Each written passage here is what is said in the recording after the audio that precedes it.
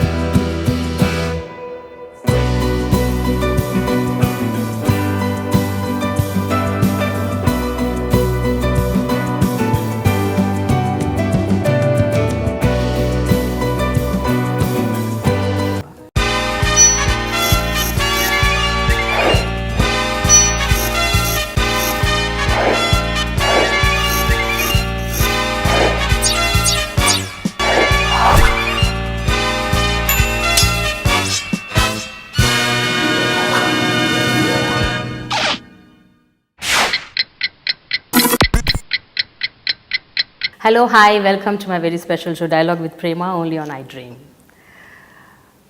రేడియోలో ఒక బుడ్డి ఆర్జేగా కెరియర్ ప్రారంభించింది.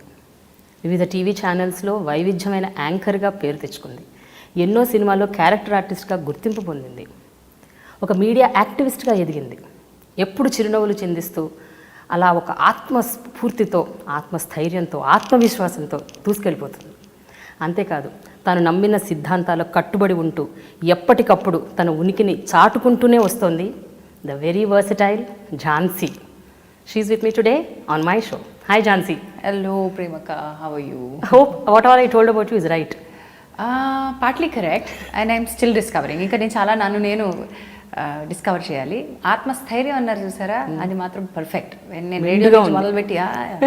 రేడియోలో మొదలుపెట్టి చిట్టి చిలకమ్మ చెప్పిన రోజు నుంచి ఇప్పటి వరకు ఐ థింక్ ఏ రోజు అది తగ్గలేదు. So you have given 100% of what I am. Yes, you are that. ఎందుకంటే నాకు ఇప్పుడంటే నేను ఒక 14 ఏళ్ళ నుంచి జర్నలిజంలో ఉన్నాను. బట్ బిఫోర్ దాట్ నాకు ఝాన్సీ అంటే ఫస్ట్ నాకు గుర్తొచ్చేది ఠకీమ్ అని, talk of the town. Jhansi అనగానే ముందు వివిధ యాసల్లో, అంతే కదమ్మా, టాక్ ఆఫ్ ద టౌన్. అంతకుముందు చూడనాడు లేరుగా, పొద్దున్న లేచిన దగ్గర నుంచి సాయంత్రం వరకు మనం ఏం చేస్తాము, ఎట్ట మాట్లాడతాము అయ్యేగా. ప్రతి వారం ఓ యాసం వేసుకురావడం, ఓ యాసలు మాట్లాడడం, వాళ్ళకి కావాల్సిన సినిమా నాలెడ్జ్తో పాటు 4 అక్షంతల పేకడం నా పని అన్నమాట. అంతేనన్నమాట. మరి రాయలసీమ అన్ని రకాలు, ఒకటి కాదు రెండు కాదు. ఏందట్ట చూస్తుండా, ఏం నేను చెప్పాలా, ఏదో టాక్ ఆఫ్ ద టౌన్ గురించి నువ్వు మాట్లాడుతుంటే బాగుందబ్బా అట్ట అంటుంటే ఎలా, how did you pick it up?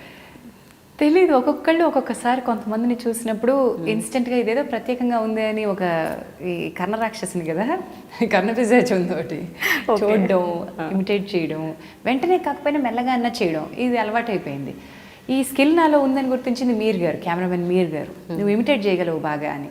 తర్వాత మా నిమ్ గారు, వీళ్ళిద్దరూ ప్రోత్సహించారు. ఆ తర్వాత టాక్ ఆఫ్ ద టౌన్ నుంచి మా జీకే మోహన్ గారు నన్ను దాన్ని ఒక ఎలా పంధాలో నేను అనుకోలేదు అక్క, టాక్ ఆఫ్ ద టౌన్ ఇలా అవుతుంది, ఇది ఒక నా కోసం నా కెరీర్లో ఒక మైలురాయిగా మిగిలిపోతుంది అని నేను అసలు కల్లో కూడా అనుకోలేదు. అంత క్యాజువల్గా మొదలైంది, అలా ఒక 10 ఏళ్ళు చేసేసాం దాన్ని. Okay. So did not expect. Jhansi, నేను మీడియాలోకి వచ్చిన తర్వాత ఒక 1 year తర్వాత కలిశాను. ఫస్ట్ ఝాన్సీ గారు మీరు అంటుంటే మీరేంటి నువ్వెంత మంచి జర్నలిస్ట్వి, అలా దూరం చేసి మాట్లాడకు అన్నావు అనేసి వెంటనే నేను అక్క అని పిలవనా అన్నావు. సో అలా అంటే ఈ ఆప్యాయత, ఈ అనురాగం జనరల్గా ఒక ప్రొఫెషనల్ ఫీల్డ్లో ఇవన్నీ సాధ్యం అని అనుకుంటున్నారా మీరు ఎప్పుడు? అంటే do you follow this with everybody అంటే నాకు ఒక కనెక్ట్ కలిగితేనే ఆ కంటిన్యూషన్ ఆఫ్ కన్వర్జేషన్ జరుగుతుంది.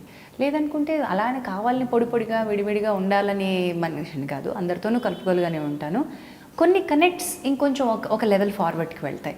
ఐ థింక్ ఆ పర్సనల్ కనెక్ట్, ఇంటర్పర్సనల్ రిలేషన్షిప్స్ బాగాలేకపోతే, ఆ హ్యూమన్ కనెక్ట్ ఏదో లేకపోతే జీవితం వేస్ట్ అంతే. అందుకని ప్రతి ఒక్కరితోటి నాకున్న చాలా లిమిటెడ్ సర్కిల్, అంటే మనం ఆరాస్ డిజైన్ చేసుకుని గిరిగీసుకుని పెట్టుకుంటే అందులో బయట వాళ్ళని బయటే ఉంచుతాం, ఆరాలోకి రానివ్వం. ఆరాలో ఉన్న 7 రంగుల్లో 7 దశల్లో నువ్వు అనుకుంటే దగ్గరగా తీసుకురాగలిగిన వాళ్ళే నీకు అత్యంత ఆప్తులు, సన్నిహితులు. నాకు అలా దగ్గరగా లెక్కేస్తే 3-4 మాత్రమే ఉంటారు. మిగతా అందరూ ఆ బయట లేయర్స్లో ఉండేవాళ్ళే, అంత క్లోజ్డ్ పర్సన్ని. బట్ యెట్ చాలా చాలా విశాలమైన హృదయం ఉండి అందరినీ కలుపుకోగలిగే పర్సన్ని. నాకు ఒక లైన్ చాలా ఇష్టం, ఏకాంతంలో సమూహాన్ని, సమూహంలో ఏకాంతాన్ని ఇష్టపడే వ్యక్తిత్వాన్ని. అంటే నేను సమూహంలో ఉన్నాను అనుకోండి, నచ్చలేదనుకోండి, దానిలో కూడా ఏకాంతాన్ని ఇష్టపడతాను. నచ్చని పార్టీ ఉంది లేదా నచ్చని జనం ఉన్నారు చుట్టుపక్కల, దానివల్ల నేనేమి ఇబ్బంది పడను. ఆ సమూహంలో ఏకాంతాన్ని వెతుక్కోగలను, నాతో నేను ఎంజాయ్ చేసేయగలను. ఏకాంతంలో ఉన్నాను ప్రస్తుతం, నేను ఒక్కదాన్నే ఉన్నాను, నాకు తెలియని వాళ్ళు అసలు నేను ఒక్కదాన్నే ఉన్నా, కానీ ఆ ఏకాంతంలో కూడా నేను సమూహాన్ని క్రియేట్ చేసుకుని ఎంజాయ్ చేసేయగలను. So that's me, typically that's me, that's Jhansi.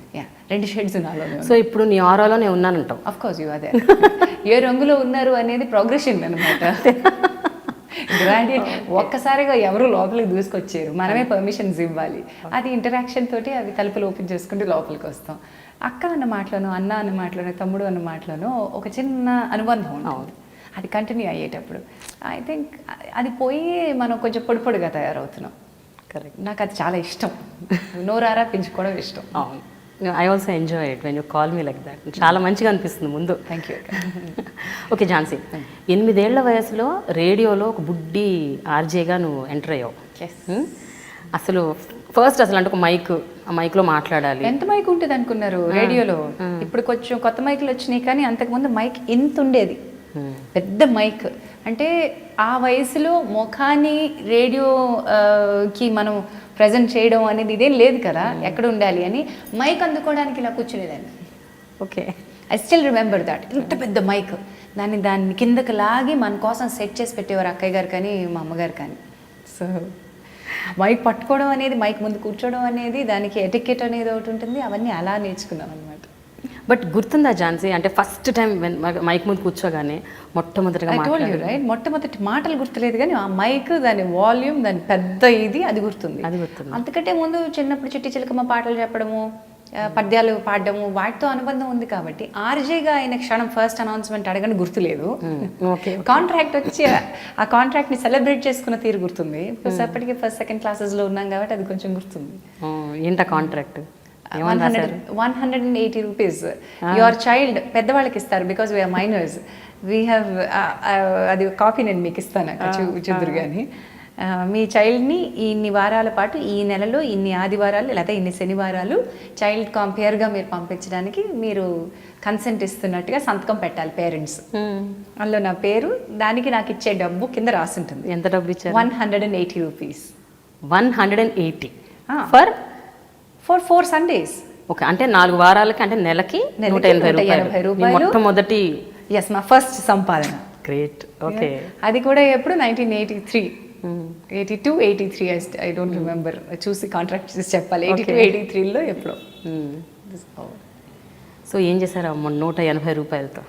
180 రూపాయలతో నాకు గుర్తుండేట్టుగా మా నాన్నగారు నాకు ఒక డిక్షనరీ కొనిపెట్టారు. ఆక్స్ఫర్డ్ వారి పెద్ద డిక్షనరీ కొనిపెట్టారు. ఆఫ్ కోర్స్ దాని తర్వాత ఎన్ని ప్రింట్లు రానివ్వండి, మా ఇంట్లో ఇప్పటికీ అదే పెద్ద బాల శిక్ష. దానిలో నాన్నగారు రైటింగ్ తోటి నా పేరు రాశారు, కింద కొన్న సంవత్సరం రాశారు. సో అది మెమరీస్గా ఉండిపోతాయి. బట్టలు కొని ఉంటారు, లేకపోతే దాచుండి ఉంటారు. దాంతో ఏం చేశారో అని నేను అడగను. నాకు ఆ గుర్తుగా కాంట్రాక్ట్ ఒకటి మిగిలింది. డబ్బులు ఎప్పుడు మిగిలవక్క, అంతే డబ్బులు ఖర్చు పెట్టేసుకుంటాం. మిగిలేది ఆ కాంట్రాక్ట్, దాని తృప్తి మాత్రమే. అలాంటివి తర్వాత చాలా ఉన్నాయి, అన్నీ దాచిపెట్టుకున్నా. ఎవ్రీ కాంట్రాక్ట్, ఈ మధ్య కాలంలో చేసిన రేడియో ప్లే వరకు అన్నిటినీ దాచిపెట్టుకుంటాను. So Jhansi is well known for imitation, mimicry. అంటే మిమిక్రీ అంటే ఎగ్జాక్ట్ కాకపోయినా బాగా, అంటే అట్లీస్ట్ స్టైల్ ఇమిటేట్ చేస్తారు. ఇమిటేషన్ స్టైల్ అయితే యూ లిమిటేట్. సో ఇప్పుడు ఒక్కసారి మనం అలా బ్యాక్గ్రౌండ్లోకి వెళ్ళిపోయి రేడియోలో కూర్చున్నాం, రేడియో స్టేషన్లో కళ్ళు మూసేసుకొని in front of that mic. ఇప్పుడు ఝాన్సీ 8 years పాప ఫస్ట్ టైం ఆర్జే చేస్తుంది. Come on, how do you do it? ఇది ఒక ఇన్సిడెంట్ మాత్రం ఎట్టి పరిస్థితిలో చెప్పాలి. త్వరగా జానకిరాణి గారు ఈ మధ్యకాలంలోనే పోయారు. అక్కయ్య గారు మమ్మల్ని అందరినీ తీర్చిదిద్దారు. ఏ రైటింగ్ అయినా ఏదైనా సరే ఎలా అయినా కాన్ఫిడెంట్గా ఉండాలి అనడం మేము మా అక్కయ్య గారి దగ్గరే నేర్చుకున్నాం అనమాట. నాకు నాటకానికి అనౌన్స్మెంట్ ఇవ్వాలి. ఆ నాటకం పేరు పచ్చట్ట పుస్తకం. అది మాత్రం బాగా గుర్తుంది. ఏం పుస్తకం? పచ్చట్ట పుస్తకం. పచ్చట్ట పుస్తకం కదా. ఇప్పుడు మనం ఎంత స్పష్టంగా పలుకుతున్నాం కదా, మరి అప్పుడు తడబడే వయసు కదా. పచ్చట్ట పుస్తకం నాటకం అన్న పక్కన అక్కయ్య గారు నవ్వు ఆపుకోలేక, అది రికార్డింగ్ లైవ్ కాదు, లక్కీగా నవ్వు ఆపుకోలేక పచ్చట్ట పుస్తకం అన్నారు. పచ్చట్ట పుస్తకం నాటకం రచన సో అండ్ సో. ఇలాంటి వాటితోనే పెరిగాం కాబట్టి ఇలాంటి ఐ స్టిల్ రిమెంబర్ ఎన్నో తప్పులు చేసి ఉంటాం. లైవ్లో ఉన్నప్పటి ఎనర్జీ ఉంటుంది చూసారా, అది అప్పుడే ఎంజాయ్ చేస్తాను. కరెక్ట్. మన సాటిలైట్ ఛానల్స్ వచ్చాక, లైవ్ ప్రోగ్రామ్ స్టార్ట్ అయ్యాక కిక్ తర్వాత ఎంజాయ్ చేశాను. బట్ అప్పట్లోనే ప్రతి సాటర్డే సండే మేము లైవ్ కదా, బాగుండేది. ఆన్ ఎయిర్ అనగానే బయట ఒక పెద్ద రెడ్ లైట్, ఆపరేషన్ థియేటర్ బయట వెలిగినట్టు ఒక పెద్ద రెడ్ లైట్ వెలిగేది. స్టూడియోలో పిల్లలందరం కూర్చునేవాళ్ళం. మళ్ళీ వాళ్ళు ఎవరెవరు ఏం పాట పాడుతున్నారో మేము ముందు లాక్ షీట్ లాగా రాసుకునేవాళ్ళం. అక్కయ్య గారు వచ్చి రాసుకునే ముందు మేము పిల్లలం, చైల్డ్ కాంపేర్స్ ఎవరైతే ఉన్నామో బయటికి వెళ్ళి అది ఈ పాప ఫర్ ఎగ్జాంపుల్ శ్రీనిధి చిట్టి చిలకమ్మ చెప్తుంది రాసుకునేవాళ్ళం. తర్వాత ధన్య ఇంకెవరో చెప్తుంది, ఇవి రాసుకునేవాళ్ళం. ఆ రోజు ప్రోగ్రామ్ అంతా అలా చేసి లోపలికి వెళ్ళి అక్కయ్య గారికి ఇస్తే, అక్కయ్య గారు వీళ్ళని ముందు పెట్టండి, వీళ్ళని తర్వాత పెట్టండి, మధ్యలో నాటకం వేయండి, మధ్యలో పాట వేయండి అని ఒక ప్రోగ్రామింగ్ షెడ్యూల్ చేసి ఇచ్చేవాళ్ళు అనమాట. మా పని ఏంటంటే అనౌన్స్మెంట్లు చదవడమే, మిగతా అంతా మా అమ్మగారు అక్కయ్య గారు చూసుకునేవారు. మా అమ్మగారు ఆల్ ఇండియా రేడియోలో వర్క్ చేశారు, ప్రోగ్రామ్ ఎగ్జిక్యూటివ్గా రిటైర్ అయ్యారు. బట్ అంతకుముందు ఈ విమెన్ అండ్ చిల్డ్రన్ సెక్షన్లో ప్రొడక్షన్ అసిస్టెంట్గా ఉండేవారు అనమాట, ప్రోగ్రామ్ అసిస్టెంట్గా. సో ఎంతకాలం వర్క్ చేశారు అక్కడ రేడియోలో? అమ్మ వర్క్ అంటే మీరు అంటే ఈ సాటర్డే సండే మీరు అన్నారంటే సారీ అలవాటు అయిపోయిందే. అక్కడ కూర్చోగానే మీర్లు గారెలు సో నువ్వు ఎవ్రీ సాటర్డే సండే అట్లా ఎన్ని చాలా ఏళ్ళక అసలు ఎవ్రీ నా కాంట్రాక్ట్ ఉన్నా లేకపోయినా, అంటే ఆ కాంట్రాక్ట్ ఉంటే ఆ వారాలకి మనం కాంట్రాక్ట్కి కంపేర్కి వెళ్ళాలి. ఉన్నా లేకపోయినా అమ్మతో పడి సాటర్డే సండే ఆఫీస్ బాలానందం బాలవినోదం పిల్లల్లా రా రెండోయ్ రా రెండోయ్ ఇది ఎవ్రీ సాటర్డే సండే మేము అక్కడ ఉండాల్సిందే. అంతేనా? ఏమున్నా లేకపోయినా పిల్లలందరూ గలగలగల బిలబిలబిల అక్కడ ఉండాల్సిందే. అలా ఆ బ్యాచ్లో రామాచారి గారు వీళ్ళందరూ మాకు కొంచెం సీనియర్స్. ఓకే, రామాచారి గారు, శశికళ గారు, వీళ్ళందరూ మేమందరం ఆల్ ఇండియా రేడియో పరిచయం మాకు. అయితే ఝాన్సీ ఆ టైంలో అంటే కొంచెం ఎదుగుతూ ఉండగా 13-14 ఏళ్ల వయసులో అనుకుంటా మీకు అశ్విని హెయిర్ ఆయిల్ ఇంకొంచెం పెద్ద అయిన తర్వాత, ఇంకొంచెం 14-15 ఏళ్ళు అది యాడ్కి మిమ్మల్ని తీసుకోవాలని అనుకున్నారట? కరెక్ట్ అనుకున్నారు. అప్పుడు నిజంగా అంత పొడుగు హెయిర్ ఉండేదా ఏమిటి? అయ్యో బాబాయ్, నా జుట్టు ఇది ఏకే. అంతేనా? ఇప్పుడు మిగిలింది ఒక ఏక. ఓకే, చాలా ఏకల్లో మిగిలింది ఇంతే. And very long hair, almost మోకాళ్ళ దాటి కింద వరకు ఉండేది, ఇంత లావు జడ ఉండేది. ఆ వైభవం కూడా చూద్దరు కానిలేండి. Okay fine. సో ఉండేది. అందుకని ఆ ఫోటోగ్రాఫ్స్, ఆ వీడియో షూట్ చేస్తున్నప్పుడు first time GK Mohan garu కావాలి అనుకుంటే సత్యవతి ఆంటీ నన్ను పరిచయం చేద్దామని చెప్పి తీసుకొచ్చారు. ఆయన అక్కడి వరకు వచ్చిన తర్వాత ఈ పిల్ల చిన్నగా ఉంది. వాళ్ళ అమ్మగారు అయితే మోకాళ్ళ నొప్పులు ఆయిల్కి పనికి వస్తారు, లేకపోతే హెయిర్ ఆయిల్కి, చిన్ని పిండికి అలాంటివి. అండ్ మా అమ్మగారు మాకు అలాంటి అలవాట్లు లేవోయా అని చెప్పారు. ఓకే. ఆ తర్వాత ఆయనే వెతుక్కుంటూ వచ్చారు. So Ashwini hair oil add per say did not happen, but photograph did happen. Okay, అంతే. సో ఆ తర్వాత మళ్ళీ అశ్విని హెయిర్ ఆయిల్ అవ్వకపోయినా ఛాన్సెస్, ఆ తర్వాత ఆఫర్స్ వచ్చాయి. ఆ తర్వాత ఇమ్మీడియట్గా రాలేదు. ఒక 1.5-2 సంవత్సరాల తర్వాత thanks to Sana, that Sana డేట్లు ఇవ్వకపోవడంతో ఆర్ మొత్తానికి ఏదో అయింది, డేట్ ఇచ్చి తర్వాత తన క్లాష్ రావడము. జీకే గారు వాంటెడ్ సంబడి వెరీ ఫ్రెష్, అర్జెంటుగా కావాలి, ఇంకో 2 రోజుల్లో షూటింగ్కి వెళ్ళాలి. అప్పట్లో మొబైల్ ఫోన్స్ కమ్యూనికేషన్స్ లేని రోజులు కదా. ఫలానా ఆల్ ఇండియా రేడియో శారద గారు అమ్మాయి ఉంది, అమ్మాయి ఎక్కడుందో వెతకండి అని మళ్ళీ పంపారు. మేము ఇల్లు మారిపోయాం. ఆయన మళ్ళీ ఆల్ ఇండియా రేడియోకి పంపిస్తే మా అమ్మగారి దగ్గరికి, అమ్మగారు నాకు కబురు పంపిస్తే దట్స్ హౌ విజేత worked out. My first ever television single episode విజేత. ఓ, సో అంటే మీరు టెలివిజన్లో చేరింది through acting, not through anchoring? లేదు, యాక్టింగ్ మొదలుపెట్టి చాలా ఏళ్ల పాటు చాలా సీరియల్స్ చేసిన తర్వాత అప్పుడు సాటిలైట్ ఛానల్స్ మొదలయ్యాయి. సాటిలైట్ ఛానల్ మొదలు కాక కొంచెం ముందే దూరదర్శన్ హెడ్ స్టార్టెడ్ సింగిల్ ఎపిసోడ్స్లోనే కొంచెం ఫీచర్స్ అనేవాళ్ళు. అప్పట్లో కొన్ని పాటలు వేయడం, ఆ పాటలకి మధ్యలో వ్యాఖ్యానం పెట్టడం. అందెల రవళి ఇలాంటివి. అందెల రవళి అనగానే క్లాసికల్ డాన్స్ బేస్లో వచ్చిన పాటలకి మనం మధ్యలో కూర్చుని ఒక బ్యాక్గ్రౌండ్లో వ్యాఖ్యానం చెప్పడం. ఫస్ట్ ఎక్స్పెరిమెంట్స్ అవి. ఓకే, ఇనిషియల్ సూపర్ను. బట్ ఆ వయసులో అవన్నీ అంటే తెలిసేవా ఝాన్సీ ఎట్లా హ్యాండిల్ చేయాలి ఏంటి అని? అంటే అందరూ కొత్త కదా, యాక్టింగ్ ఎవరు నేర్పించేవాళ్ళు? ఏమన్నా ట్రైనింగ్ ఉండేదా? కొత్త కాదక్క, అప్పటికి ఎవాల్వ్ అయిపోయింది సినిమా, చాలా బాగా ఎవాల్వ్ అయింది. టెలివిజన్లో చాలా పెద్ద పెద్ద సీరియల్స్, బుజ్జిబాబు ఇలాంటి సీరియల్స్ కంటిన్యూస్గా వస్తున్నాయి. యాక్టింగ్కి నేనే మొదలు పెట్టాను, నేను భూమి పుట్టినప్పుడు నేను మొదలు పెట్టడం కాదు, మీకు అంటే మీకు తెలియదు, బ్యాక్గ్రౌండ్ లేదు కదా. ఎస్, బ్యాక్గ్రౌండ్ ట్రైనింగ్ ఉండాలి కదా, చెప్పగలిగే వాళ్ళు ఉన్నారు. యాక్టింగ్ వరకు వచ్చేసరికి already established persons and personalities and systems ఉన్నాయి కాబట్టి నాకు కష్టం అవ్వలేదు. People did tell me what to do, what not to do and how guide చేశారు నన్ను. యాంకరింగ్ వచ్చేటప్పుడే మేమందరం వెతుక్కున్నాం, పదాలు వెతుక్కున్నాం, ఏంటి పడికట్లు వెతుక్కున్నాం, ఎలా ఉంటే బాగుంటుందో చూసాం, స్టైల్స్కి రాశారు పెద్దవాళ్ళు చాలామంది. అప్పట్లో this is what anchoring is అని డిసైడ్ చేసే ఒక క్రమం ఉంటుంది. వీఆర్ ఎవాల్వింగ్ అని అనుకుంటాం కదా. ఆ ఇనిషియల్ ఫేజ్లో మేము ఉండడం వల్ల మాకు చాలా ఉపయోగమైంది. అవును, కరెక్టే. అసలు స్టార్టింగ్లో ఉన్నది మీ నలుగురే మెయిన్, అంటే 1 by 1 వచ్చి ఉంటారు. బట్ సుమా, ఝాన్సీ, ఉదయ్ భాను, శిల్పా చక్రవర్తి, ఇది 4 నేమ్స్ ఆర్ పాపులర్. తర్వాత అనితా చౌదరి. ఐ థింక్ మీ నలుగురైతే మెయిన్, ఇఫ్ ఐ రిమెంబర్. ఎవరు యాక్చువల్గా సీనియర్ మోస్ట్ మీలో? Suma senior most. మా అందరికంటే ఒక 2-3 ఏళ్ళు ముందే వచ్చింది. కొంచెం అటు ఇటుగా నేను భాను ఒకటే టైంకి స్టార్ట్ అయ్యాం. నాకంటే కొద్దిగా భాను నాకు మధ్యలో అనిత కూడా స్టార్ట్ అయింది. ఆల్మోస్ట్ అందరూ ఒకటే ఇయర్లో స్టార్ట్ అయినా ముందు వెనకల్లో. బట్ సుమా అప్పటికే మొదలు పెట్టేసింది. సీరియల్స్ కూడా చేస్తూనే ఉండేది, సింగిల్ ఎపిసోడ్స్ కూడా చేస్తూనే ఉండేది. బట్ ఎవరికి వాళ్ళకి I think they had distinct programs, if I remember. మీరు టాక్ ఆఫ్ ది టౌన్, అంతకుముందు ఏదో KCP super scenes. Yeah right, KCP, sorry letter ఇటు అటాను, కేసీపీ సూపర్ సీన్స్. సినిమాలో సీన్స్ అప్పుడే ఆ వారమే రిలీజ్ అయిన హాట్ సీన్స్ తీసుకొచ్చి వాటి గురించి మాట్లాడడం, అంటే రకరకాల మళ్ళీ నవరసాల్లో మాట్లాడడం బాగుండేది. అది కూడా ఇంట్రెస్టింగ్గా చేసేవాళ్ళం. సో అదొకటి. సుమాకి తనకు బ్రాండ్ షో తనకు ఉండేది, తను చేసేది. అండ్ దెన్ భాను హ్యాడ్ హృదయాంజలి చేసేది, ఊరూరా తిరిగి పాటలని చేసేది. So how was it Jhansi అప్పట్లో? అంటే ఇప్పుడున్న ఈ టూ మెనీ యాంకర్స్, ఇంత ర్యాట్ రేసు ఇంత ఉండేది కాదు. ఐఎమ్ షూర్ మీరు లోడెడ్ విత్ వర్క్ అనుకుంటా.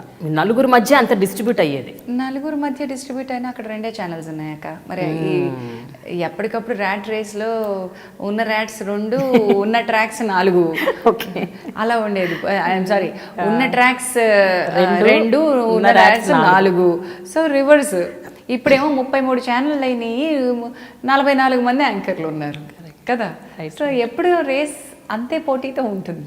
బట్ ఇనీషియల్ ఫేజ్లో వచ్చాం కాబట్టి ఏంటంటే ఎక్స్పెరిమెంటింగ్కి బాగా కుదిరింది. ఈ అమ్మాయి ఏం చేస్తుంది అనే ఒక ఇమేజ్ గిరిగీతలు లేవు ఇందులో.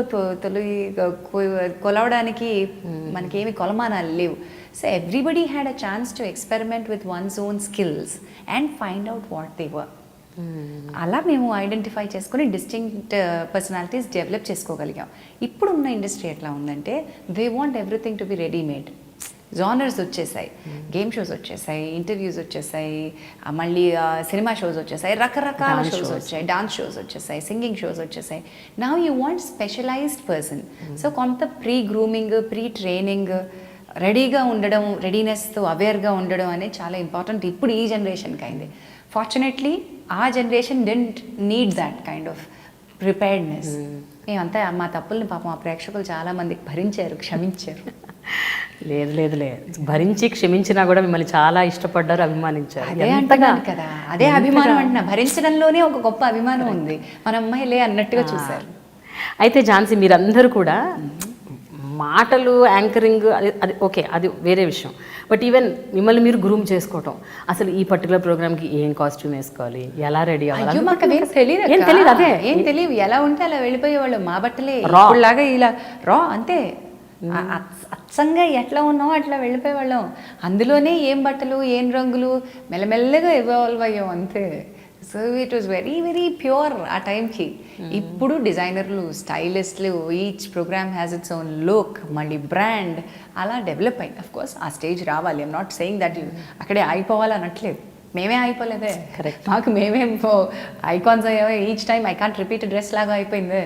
So I can't say that అదే బాగున్నాయి ఇది బాగాలేదని నేను అన్నాను.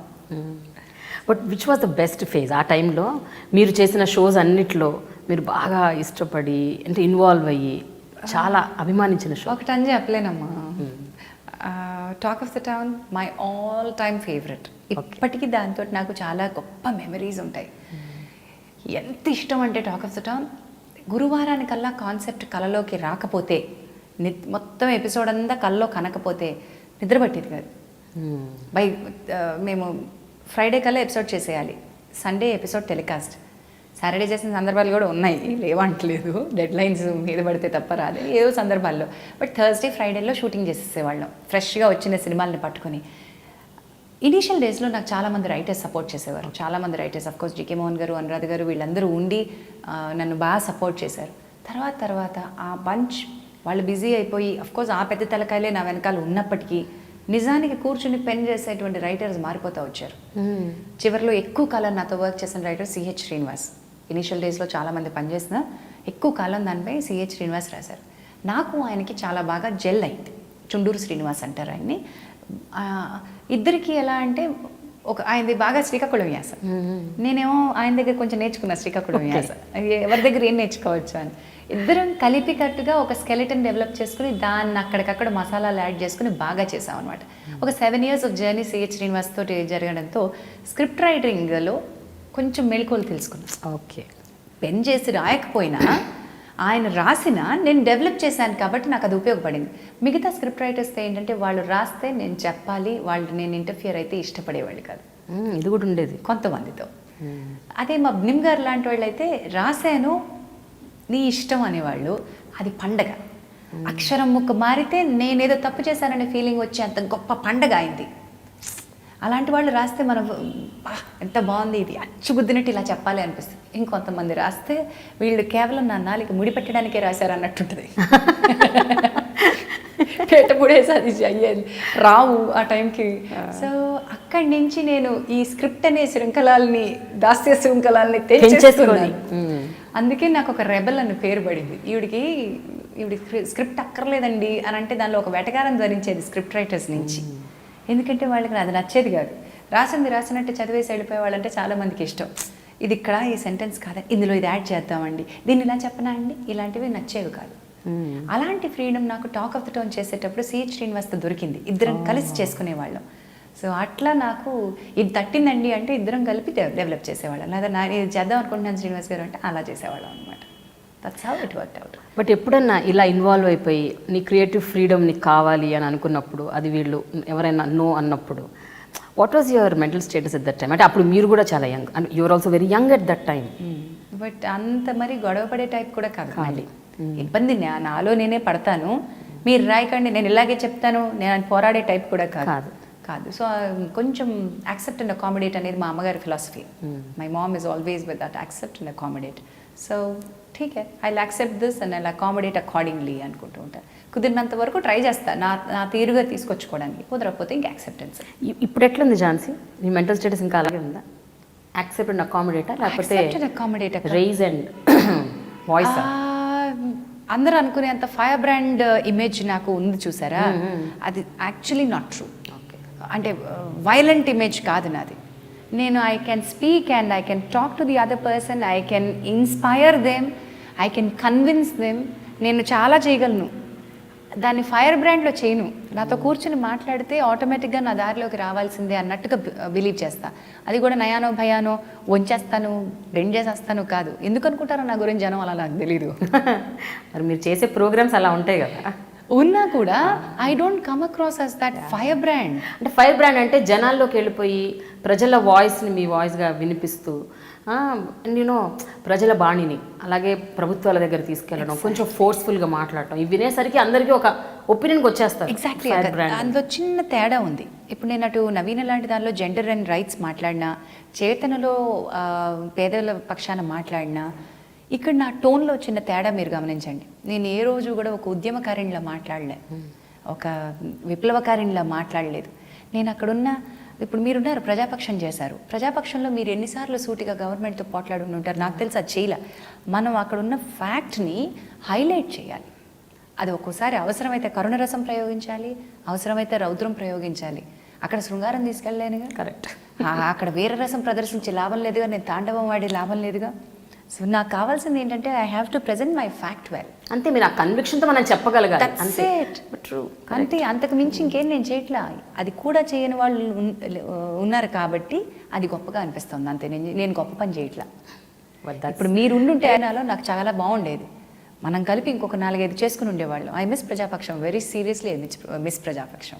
ఎందుకంటే ఆ కన్విక్షన్ కావాలి ఒక మనిషిలో. నేను చెయ్యాలి, నేను దీనికోసం చేస్తున్నాను, విజువల్లీ నేను ఈ స్టోరీ ప్రజెంట్ చేస్తాను అనేటువంటిది. మీ స్క్రిప్ట్ నేను ఎన్నిసార్లు చెప్పుకుంటూ ఉంటాను, ప్రతి పదం ఒక కసిగా రాస్తారు మీరు. ఐ లవ్ దట్ అక్క. Thank you. టెలివిజన్, సినిమాలు రెండు డిఫరెంట్. ఒకటేమో ఎంటర్టైన్మెంట్, న్యూస్, అలాగే సినిమాలు. 3 డిఫరెంట్ డొమైన్స్. టోటలీ 3 డిఫరెంట్ డొమైన్స్లో ఒక్కో చోట ఒక్కో రకంగా ఉండాలి. ఇక్కడ ఒక రకంగా ఉంటే మీరు అన్నట్టు ఇప్పుడు సినిమా వాళ్ళు ఏంటి అలా ఎలా ఉంటున్నావు, అక్కడ అలా ఎలా వెళ్తున్నావు, అలా రాగా ఎట్లా వెళ్తున్నావు, అంత రస్టిక్గా ఎలా వెళ్తున్నావు అని అనవచ్చు. సో వీటన్నిటిని డీల్ చేయడం అనేది how do you balance all that? As I've said, accept, accommodate is my mantra. I think I'm very flexible to work with. నాతో ఒకసారి పనిచేసిన వాళ్ళకి కానీ అర్థం కాదు. అప్పటి వరకు వాళ్ళు నా గురించి చాలా అనుకుంటారు. ఈవిడికి పొగరు, ఈవిడ అమ్మో ఈవిడ మాట్లాడితే విప్లవం అంటది, లేకపోతే అదంటది ఇదంటది, ఫైర్ బ్రాండ్, ఇలాంటివి ఏవో అనుకుంటారు. నాతో మాట్లాడిన తర్వాత, నాతో వర్క్ చేసిన తర్వాత కానీ వాళ్ళకి అర్థం కానిది కోణం ఇంకోటి ఏదో నాలో ఉంది అని అర్థమవుతుంది. అలా నాతో పనిచేసిన వాళ్ళు సంవత్సరాల తరబడి పనిచేశారు. నాతో నా సిద్ధాంతాలతో ఏకీభవించిన వాళ్ళు వెంటనే లెస్ దాన్ 13-14 ఎపిసోడ్స్ ఆపేసి ఉండుంటారు. అంటే ఒక సిరీస్ అవ్వగానే ఆపేసి ఉండుంటారు. అది వాళ్ళ వల్ల నా వల్ల తెలియదు, కానీ నా మంచి కోసమే జరిగింది అని నేను నమ్ముతాను. ఇప్పుడు మీరు టాక్ ఆఫ్ ద టౌన్ మాట్లాడితే 10 ఏళ్ళు చేశాను, బ్రెయిన్ ఆఫ్ ఆంధ్ర 3 ఏళ్ళు చేశాను, దెన్ ఇప్పుడు నవీన 10 ఏళ్ళు అయింది, చేతన 5 ఏళ్ళు అయింది. నాతో పనిచేసిన వాళ్ళు ఎవరు ఆ లాంగ్ అసోసియేషన్ కోరుకుంటారు తప్ప తొందరగా ఆగిపోవాలి, ఈ వెంటనే ఎప్పుడు మూసేద్దామా అని అయితే అనుకోరు.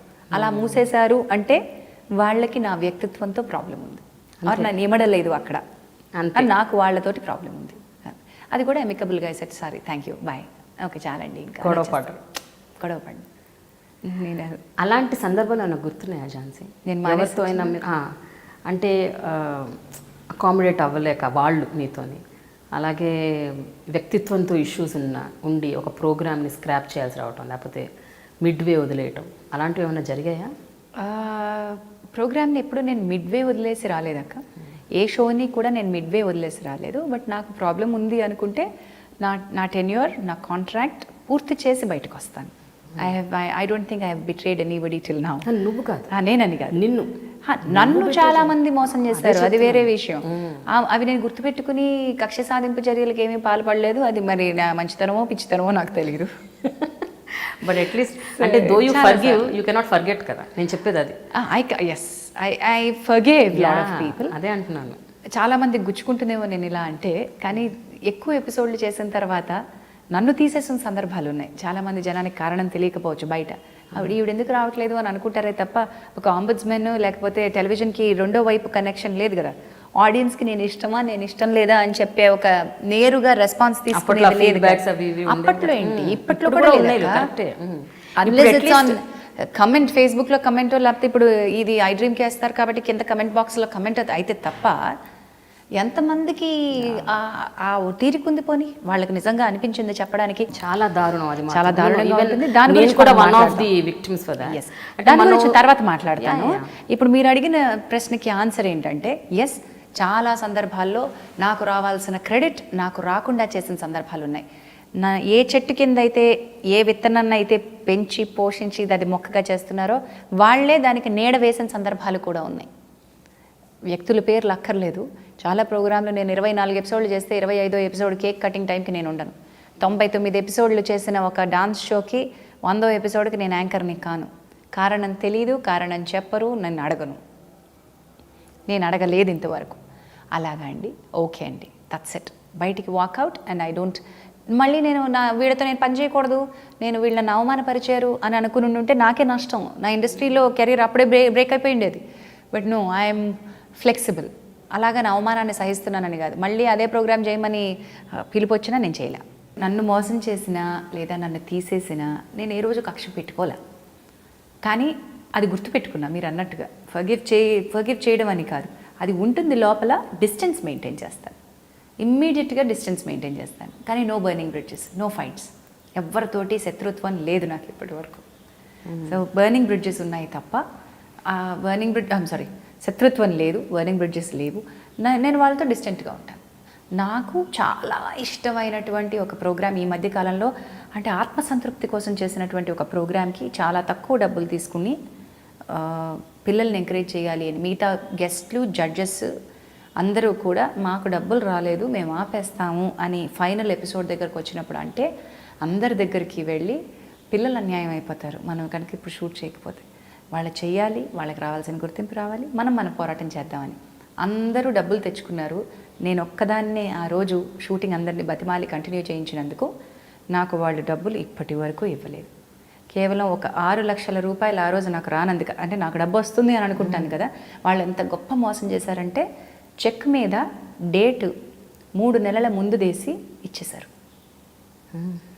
అంటే కొంచెం టైం పడుతుంది మేడం. నేను అంత అమాయక సత్యమని కాకపోతే చెక్ మీద వేసిన డేట్ 3 నెలల ముందుదే అని. ఇప్పుడు సపోజ్ ఇది అక్టోబర్ నెల అనుకుందాం, ఇక్కడి నుంచి వ్యాలిడిటీ 3 నెలలే చెక్ది కదా, వాళ్ళు 3 నెలల ముందు వేసి ఇచ్చారు నాకు. అంటే ఇంకొక 10 రోజుల్లో చెక్ ఎక్స్పైర్ అయిపోతుంది. నేను ఎపిసోడ్ చేసేసాను, 6 లక్షల రూపాయలు నాకు రావాలి, మొత్తంగా సిరీస్ డబ్బులన్నీ రావాలి. ఇల్లు కొనుక్కుంటున్నాను, రిజిస్ట్రేషన్ ఉంది, నాకు డబ్బులు వస్తాయి అయింది అనుకుంటే చెక్ వేస్తే బౌన్స్, చూస్తే బౌన్స్ కాదు అసలు, instrument not valid. Clear cut మోసం కాదు. వాళ్ళు అప్పటి నుంచి ఫోన్ ఎత్తరు, మనుషులు దొరకరు, ఇవ్వలేమని చెప్పరు, పోనీ ఇంత కాదు ఇంత ఇస్తానని చెప్పరు.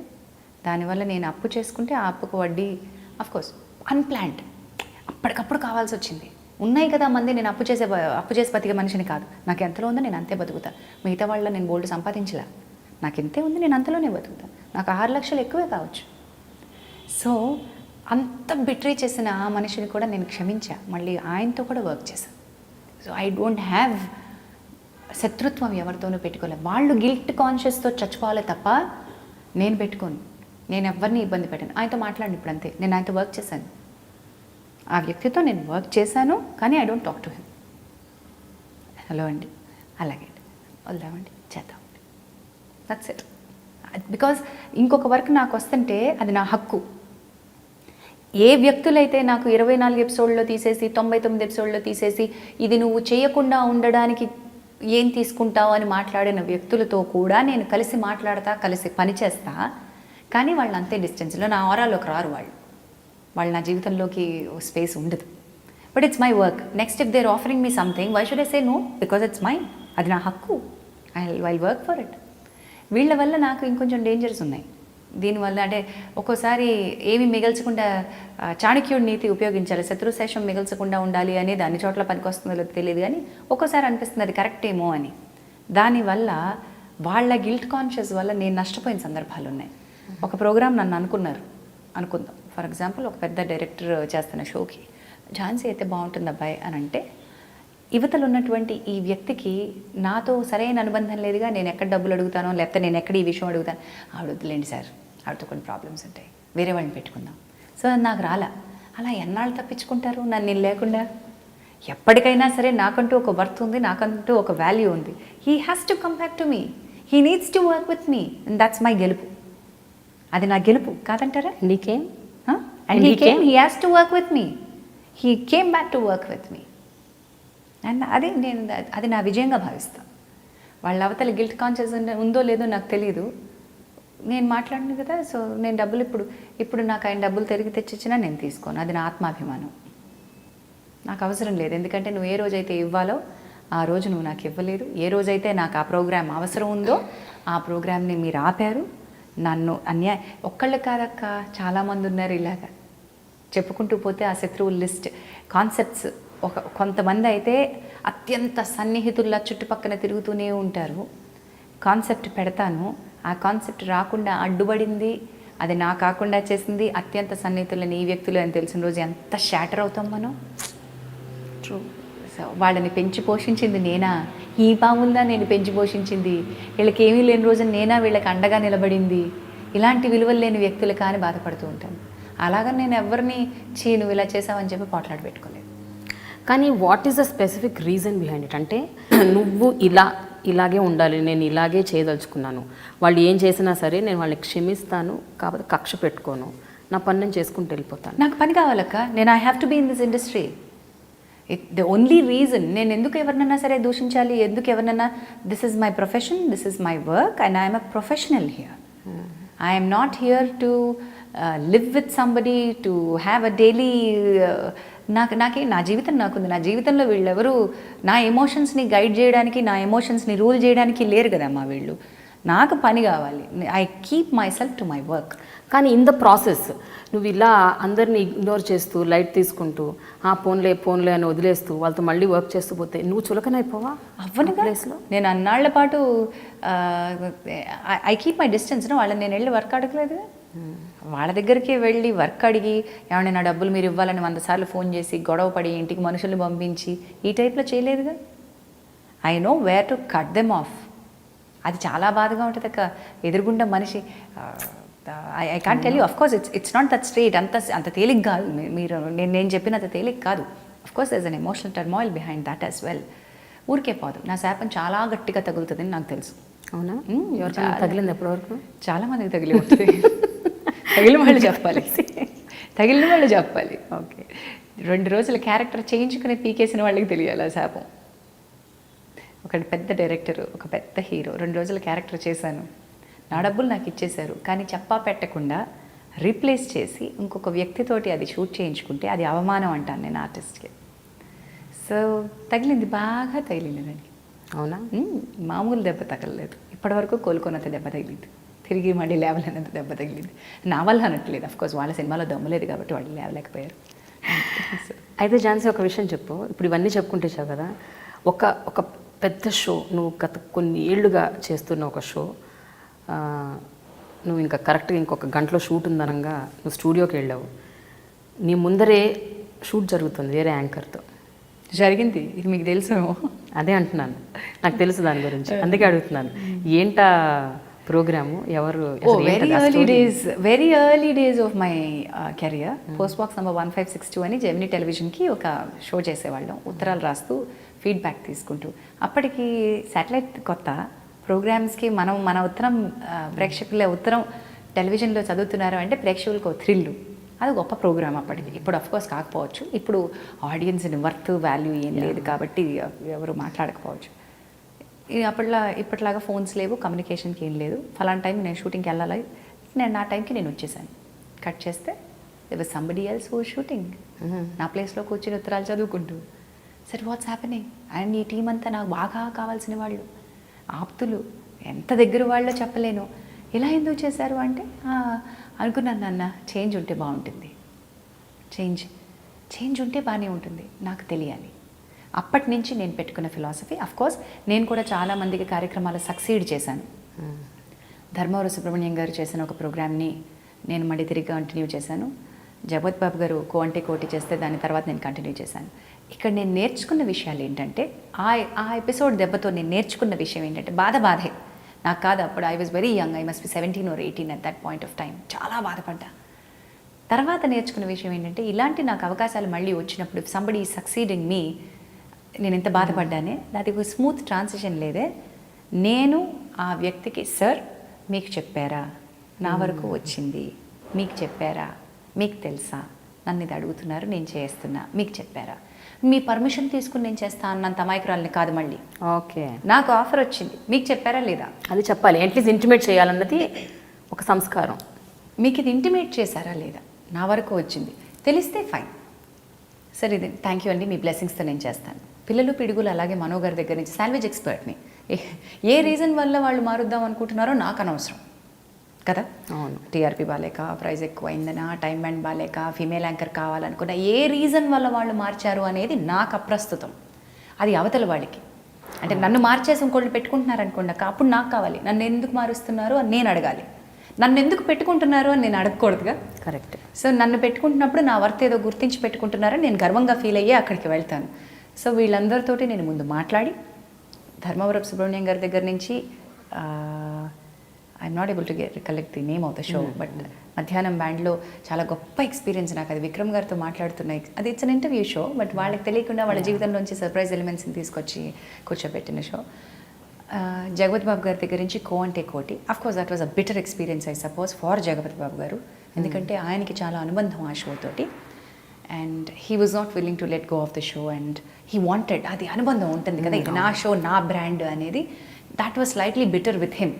కానీ ఆయనకి ముందే చెప్పారు. చెప్పిన తర్వాతే నేను ఆయనతో మాట్లాడి, sir I'm taking it forward, please I know it must be very difficult, but please do bless me అని చెప్పి మరీ నేను సెట్లో అడుగు పెట్టాను. తర్వాత మనోగారి దగ్గర నుంచి, మనోగారు ఈజ్ ఈక్వల్ టు పిల్లలు పిడుగులు, అంత బాగా పిల్లల్లో కలిసిపోయారు. ఎందుకు ఆయన్ని మారుస్తున్నారు అని నేను అడగలేదు, నన్ను అడగాల్సింది కాదు. ఆయనకి ఫస్ట్ ఫోన్ చేశారు, సార్ మీకు చెప్పారా, ఫోన్ అప్పుడే నేను ఒప్పుకున్నాను. సార్ మీకు చెప్పే ఉండుంటారా, ఇలా నాకు ఫోన్ చేశారు అంటే, నిన్ను పెట్టుకుంటున్నారని తెలియదు కానీ రా, నన్ను తీసేశారని నాకు తెలుసు అన్నారు ఆయన ఒక జెంటిల్మెన్. సో ఎందుకు ఏంటి మాట్లాడుకోలేదు. Of course they wanted a female anchor. అలాగే అవసరాల శ్రీనివాస్ ఛాంపియన్ చేస్తున్నారు. దాని తర్వాత సీజన్ నేను చేశాను. ఇన్ఫ్యాక్ట్ దానికంటే ముందు సీజన్ నేనే చేశాను. ఒరిజినల్ సీజన్ స్టార్టింగ్ సీజన్ నేను చేశాను. తర్వాత ఎప్పుడో 3-4 సంవత్సరాలకు ఇంకో సీజన్ శ్రీని చేశారు. శ్రీని తర్వాత మళ్ళీ నేను చేశాను. ఆ తర్వాత సీజన్ నేను లేను, ఇంకొక మేల్ యాంకర్ చేస్తున్నాడు, ఇప్పుడు బాలాదిత్య చేస్తున్నాడు. ఆ తర్వాత సీజన్ ఇంకెవరో ఉంటారు. దట్ సీజన్కి యాంకర్ మార్పు wheel understand. But still anchor మారి నాకంటే ముందు శ్రీనివాస్ చేశారనుకోండి, నేను I called Srini, I made sure that he knows it. అక్కడ ఈ గేమ్ బాగా వాడారు. శ్రీనికి తెలుసో తెలీదో, ఆయన చుట్టూ ఉండేటువంటి, ఇప్పుడు నేను రాకూడదు అనుకునే బ్యాచ్తో నేను పనిచేశాను అనమాట అక్కడ. నెక్స్ట్ సీజన్ వాళ్ళు నన్ను ఫేస్బుక్లో డీగ్రేడ్ చేశారమ్మా. అసలు నన్ను ఇంటర్నెట్లో, సోషల్ మీడియాలో వాళ్ళు వాడారు చూడండి, వాళ్ళ పదము, వాళ్ళ పదజాలము. అంటే ఒక వ్యక్తిత్వాన్ని బిల్డ్ చేసుకున్న వ్యక్తి మీద మచ్చ వేయడం చాలా తొందరగా, ఒక పెన్ మార్క్ చేతిలో ఉంది కదా అని చెప్పి టైప్ చేసేయడమే. ముందు వెనకలు ఆలోచించుకోరా, దానివల్ల ఏం జరుగుతుంది, ఎంత నష్టపోతారని ఆలోచించుకోరా. ఈ iDream మీడియా లాంటి ఒక ప్లాట్ఫామ్ని నేను ఎందుకు ఒప్పుకున్నానో తెలుసాక, because the entire world is moving towards convenience. All the eyeballs are grabbing this opportunity of watching at their own convenience, not at the televisionలో certain timesకి చూడడం కాదు. నా కంటెంట్ నా ఇష్టం వచ్చిన టైంలో, నాకు ఇష్టం వచ్చిన కన్వీనియంట్ ప్లేస్లో నేను చూస్తా. And I will be a part of it by participating in the discussion అనే ఒక కన్వీనియన్స్ మీ లాంటి వెబ్సైట్స్ క్రియేట్ చేశాయి. కాబట్టి I thought this is a great platform of talking about the new media. ఇవన్నీ న్యూ మీడియా కిందకు వస్తాయి. I feel very, అంటే ఐఎమ్ ప్రౌడ్ దట్ న్యూ మీడియాలో అందరినీ ఇన్వాల్వ్ చేశారు, ఫీడ్బ్యాక్కి ఛాన్స్ దొరికింది. కానీ అట్ ద సేమ్ టైం గ్రూపిజంకి ఒక రకమైనటువంటి బ్లేమ్, నేమ్ అండ్ షేమ్, ఈ బ్లేమ్ గేమ్లు చాలా ఎక్కువైపోయాయి. ఇందులో తెలియకుండానే మనం రాజకీయాల్ని ప్రమోట్ చేస్తున్నాం, దీనిలో తెలియకుండానే కుల రాజకీయాల్ని ప్రమోట్ చేస్తున్నాం. ఇక్కడ బాధేస్తుంది నాకు. So the best way is to ignore, because the moment you start talking about it, దాని గురించి అనవసరమైన చర్చ మొదలవుతుంది. Wherever I have to answer, మీరు నా ఫేస్బుక్ చూడండి, చాలా తక్కువ కమెంట్స్కి రిప్లై చేస్తాను. నేను ఉండాలి కాబట్టి ఉంటాను. అత్యంత అవసరమైన దానికే నేను చర్చలోకి వెళ్తాను, కమెంట్కి రిప్లై చేస్తాను. Otherwise I don't reply to any of these comments. నచ్చలేదు అంటే నాదైతే కనుక నేను డిలీట్ చేస్తాను. పబ్లిక్ స్పేస్లో పెడతారమ్మా జనం, అలాంటి వాళ్ళని నేను కౌంటర్ చేయదలుచుకోలేదు. కానీ I want to make a request to them that when you are posting a comment, కావాలని కనుక మీరు కించపరిచే రకమైన మీ అభిప్రాయం కనుక క్రిటిసైజ్ చేసే హక్కు ప్రతి ఒక్కరికి ఉంది. ఒపీనియన్స్ జనరేట్ చేయొచ్చు. ఇప్పుడు ఫలానా షో నువ్వు బాగా చేయలేదు, లేకపోతే నువ్వు సరిగ్గా చేయలేదు, నాకు నచ్చలేదు, అలాంటివి okay. But the talk about your physical physicalness, నువ్వు ఎలా ఉంటావు, నువ్వు దానివల్ల అంటే నేను చెప్పాలనుకుంది ఒకటే, దానివల్ల ప్రేమక్క కాన్ఫిడెన్సో ఝాన్సీ కాన్ఫిడెన్సో మీరు కిందకి లాగలేరు. నా కాన్ఫిడెన్స్ కేవలం ఒక మాటతో పడిపోయేదైతే ఈ పాటికి ఈ సామ్రాజ్యం కూలిపోయి ఉండేది. కరెక్ట్. ఈ సామ్రాజ్యానికి నేను తిరుగులేని సామ్రాజ్యాన్ని నేను ఈ సామ్రాజ్యం బిల్డ్ చేసుకున్నా. నేను మీ మాటల వల్ల నేను పడను, కుప్ప కూలదు. అండ్ మాయా యాంజెలోస్ మీరెంత ట్విస్టెడ్ బిట్టర్ లైఫ్ చెప్పండి, you can't pull me down అంటది. That's my favourite. ఆ poetry each time that I'm very low, ఒక్కసారి మాయా యాంజెలోది ఆ పోయిటరీ చూసుకోండి, ఐ విల్ స్టిల్ రైజ్ అంటది ఆవిడ. ఐ విల్ స్టిల్ రైజ్ అనే ఆ పోయిటరీ నాకు బలం. I'm there. But I want they should be some change. ఎంత అయితే ఈ బాగా ఇష్టపడే గ్రూప్ ఒకళ్ళు ఉంటారు, గ్రూప్ అన్నాం, ఇష్టపడే వాళ్ళు ఉంటారు, వాళ్ళు ఎక్కడికి పోయారు? వాళ్ళ వాయిసెస్ ఏమైనాయి? ఎవరో body shaming, costume shaming or మాట దీనికి సంబంధించి మాట్లాడితే అది తప్పు అని తెలిసిన వాళ్ళందరూ ఎక్కడున్నారు? వాళ్ళు ఎందుకు బయటికి రారు? ఎవడైతే దీన్ని అడ్డదిడ్డంగా వాడుకుంటున్నాడో వాడిని కౌంటర్ చేయడానికి మంచితనం కూడా అంతే స్థాయిలో పైకి రావాలి. చెడు ఒక్కటున్నా కనిపించిపోద్ది, మంచి 100 ఉన్నా కనిపించదు. ఈ మంచితనం కనిపించాల్సిన రోజులు రావాలి అని నమ్ముతాను. Yes, make use of it. Start typing, start using, give your feedback. If you don't like vulgar comedy, why don't you put it up there? Why do you go and give them TRPs? Why do you go and give them likes and hits? అస్తవ్యస్తంగా ఉన్న ఈ comedy సినారియోలో చీప్గా, వల్గర్గా, వెగటుగా, వెటకారంగా, ఇంకా అసలు జుగుప్సగా చేస్తున్నటువంటి comedy షోస్ని దాన్ని హిట్లిచ్చి దాన్ని చూసి దాని కింద ధైర్యం చేయరే కమెంట్ పెట్టడానికి. ఇది చీప్గా ఉంది, ఆడవాళ్ళ మీద, ఆడవాళ్ళ శరీరం మీద, ఆడవాళ్ళ వ్యక్తిత్వాల మీద మీరు ఇలా దాడి చేయకండి అని పెట్టరే. పోనీ ఆడవాళ్లే కాదు, మగవాళ్ళల్లోనే ఉన్నటువంటి కొన్ని వ్యంధత్వం మీద, నైట్ బ్లైండ్నెస్ మీద జోకులా, అంటే వ్యక్తి డిజబిలిటీ మీద జోకులా, వీటి మీద మరి మాట్లాడరే ఎవరో జనాలు? అవి ఎందుకు మాట్లాడరు? వారి పాజిటివిటీ కోసం వెతుక్కునే వాళ్ళు 100 మంది ఉన్నారుగా. రండి బయటికి మాట్లాడండి మీరందరూ కూడా. This is our time. People like us should start talking అని నేను ఇప్పుడు నమ్ముతున్నా. ఇక్కడ అనుకుంటా నా ఫైర్ బ్రాండ్నెస్ కనిపించేది, అందుకే జనం నాతోటి జెల్ అవ్వలేరు. మాట్లాడండి అంటాను నేను. సో ఝాన్సీ, మాట్లాడటం అన్నది ఓకే, మాట్లాడితే మళ్ళీ మీరు అన్నట్టు చర్చకు దారితీస్తున్నారు, డిబేట్ మొదలవుతుంది. వాళ్ళిద్దరు కూడా ఒక వ్యక్తి గురించి మాట్లాడతారు, వేరే వ్యక్తి గురించి. ఇప్పుడు నువ్వు నేను ఒక షో చేసి ఒక ఇంటర్వ్యూ ఇస్తే కింద వచ్చే కామెంట్స్ నీ గురించి రాసినప్పుడు, వేరే నిన్ను సపోర్ట్ చేసే వ్యక్తి అది కాదు అని పెట్టినప్పుడు, మళ్ళీ ఇంకో వ్యక్తి అది అదే అన్నప్పుడు, వాళ్ళిద్దరూ డిబేట్ చేసేది నీ గురించి. ఎగ్జాక్ట్లీ. నేనేమంటానంటే నేను కూడా అందులో పార్టిసిపేట్ చేయొచ్చు, చెప్పలేను. If I want to join, I will join. The day that I want to join, of course I will have to speak out అనుకుంటే నేను మాట్లాడతా. చర్చ ఎప్పుడూ మంచిదే. ఎప్పుడూ కూడా ఈ blame game or shaming one side ఉంటేనే ప్రాబ్లం. దాని గురించి చర్చిస్తే నీకు ఆటోమేటిక్గా మంచి మిగులుతుంది, చెడు వెళ్ళిపోతుంది. Truth behind it will be elevated only with a discussion. Come for the discussion. కూర్చోబెడదాం రండి, అది good or bad, let's talk about it. అంత ధైర్యం లేదా మనకి మాట్లాడడం? ఎందుకు మాట్లాడదాం? I don't mind talking. Cyber crime departments కూడా ఏం చేయలేకపోతున్నాయి ఈ విషయంలో. సైబర్ క్రైమ్ ఇంకా చాలా లూజ్గా ఉంది అక్క, ఇంకా టైటన్ చేసుకోవాలి మనం. సైబర్ క్రైమ్ నిజంగా సీరియస్గా వ్యక్తికి డ్యామేజ్ జరిగితే తప్ప రాదు. ఇలా ఓవరాల్గా జరుగుతున్నటువంటి పబ్లిక్లీ జరుగుతున్న ఓరల్ అబ్యూస్కి పెద్దగా ఐ కాంట్, ఏది నేను అబ్యూజ్ అని డీమ్ చేయను అని అడుగుతుంది. పరిధి చాలా విశాలం, చేతులు చాలా పెద్దవి, కాకపోతే ఇంకా లూజ్ ఎండ్స్ చాలా ఉన్నాయి. అవన్నీ టైటన్ చేసుకోవడానికి ఇంకొంచెం టైం పడుతుంది. ఎగ్జాక్ట్ డిమార్కేషన్ కూడా లేదు వాట్ ఈస్ అబ్యూజ్ అని.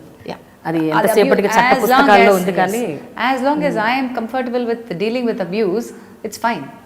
ఇప్పుడు తనిష్ట అనే ఒక యాక్ట్రెస్ పాస్ట్ అనే సినిమా గురించి మాట్లాడినప్పుడు ఆవిడ రంగు గురించి ఒక కామెడీ షోలో చేసిన వెధవ కామెంట్స్కి ఆవిడ కూర్చున్నంత వరకు కూర్చోగలిగింది. ఇంకా సహించలేను అనుకున్న మూమెంట్లో షీ గాడ్ అప్ కదా.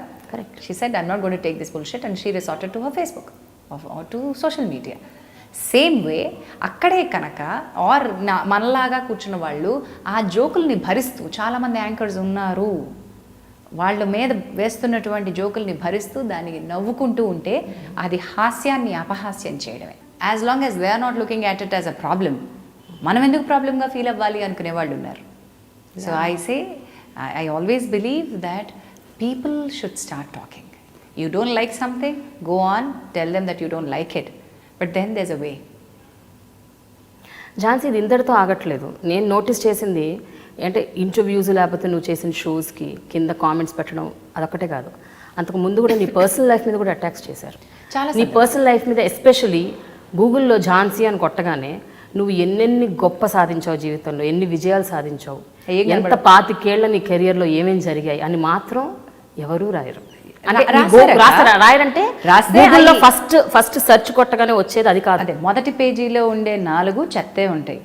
మీరు 10వ పేజీకో 15వ పేజీకో వెళ్తే ఏపీస్ టాప్ 25 ఇన్ఫ్లుయెన్షియల్ పర్సనాలిటీస్లో ఝాన్సీ పేరు కూడా ఉంది అనేది వెతుక్కోవడానికి మీకు 15వ పేజీలోకి వెళ్ళాల్సి వస్తుంది. ఝాన్సీకి 8 నంది అవార్డులు వచ్చాయని తెలుసుకోవడానికి మీరు 10వ పేజీలోకి వెళ్ళాల్సి వస్తుంది. ఈవిడ ఫైర్ బ్రాండ్గా చేసిన షోస్ ఇవి, ఈవిడ సమాజానికి పనిచేసినవి ఇవి అని తెలుసుకోవడానికి ఇంకో 15-20 తెలుసుకోవాలి. నిజంగా నేనంటే ఇంట్రెస్ట్ ఉన్నవాడు మాత్రమే తవ్వి తీసి వెతుక్కుని అలాంటివి వెతుక్కుంటాడు. కానీ కావాల్సిన చెత్త కోసం వెతుక్కునే వాళ్ళు ఉంటారు కదా, వాళ్ళకి కావాల్సింది వాళ్ళు ఎక్కువ సార్లు చూసింది అది ముందు పేజీల్లోకి వస్తుంది.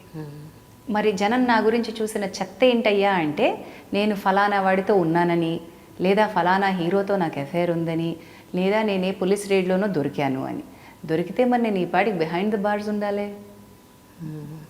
నా వ్యక్తిత్వం గురించి అది రాసిన వాడెవరో నాకు తెలుసు, రాయించిన వాడెవరో తెలుసు, రాయించిన ఉద్దేశము తెలుసు. So I request all my audience, me truth వాళ్ళకి తెలియక్కర్లేదు, ఇది నిజమని నమ్మక్కర్లేదు. వాళ్ళు ఒక్క వెబ్సైట్ రాస్తే గుడ్డిగా 100 వెబ్సైట్లు రాసే రోజులు ఇవి. పైగా కాపీ పేస్ట్ మరీ చేసి రాస్తారు. ఎవడు వాడి రీసెర్చ్ వాడు చేసుకుని రాసే వెబ్సైట్లు లేవు. ఇలా మీరు కూర్చోబెట్టి మాట్లాడినట్టు ఎన్ని వెబ్సైట్లు ఉన్నాయి? ఎవరు ఇంటర్వ్యూలు చేసుకుంటారు? ఏమండి మీరు ఇది అనుకుంటున్నారా, ఈజ్ దిస్ ట్రూ అని చెప్పి ఒక్క జర్నలిస్ట్ ఫోన్ చేసి మన సైడ్ వర్షన్ రాసేటువంటి రోజులు ఉన్నాయా? లేవు. So web journalism is just cut copy paste. Don't believe all of that. ఒక్కడ బుల్షిట్ రాస్తే ఇంకోటి ఆ బుల్షిట్ని కంటిన్యూ చేస్తాడు, including photographs.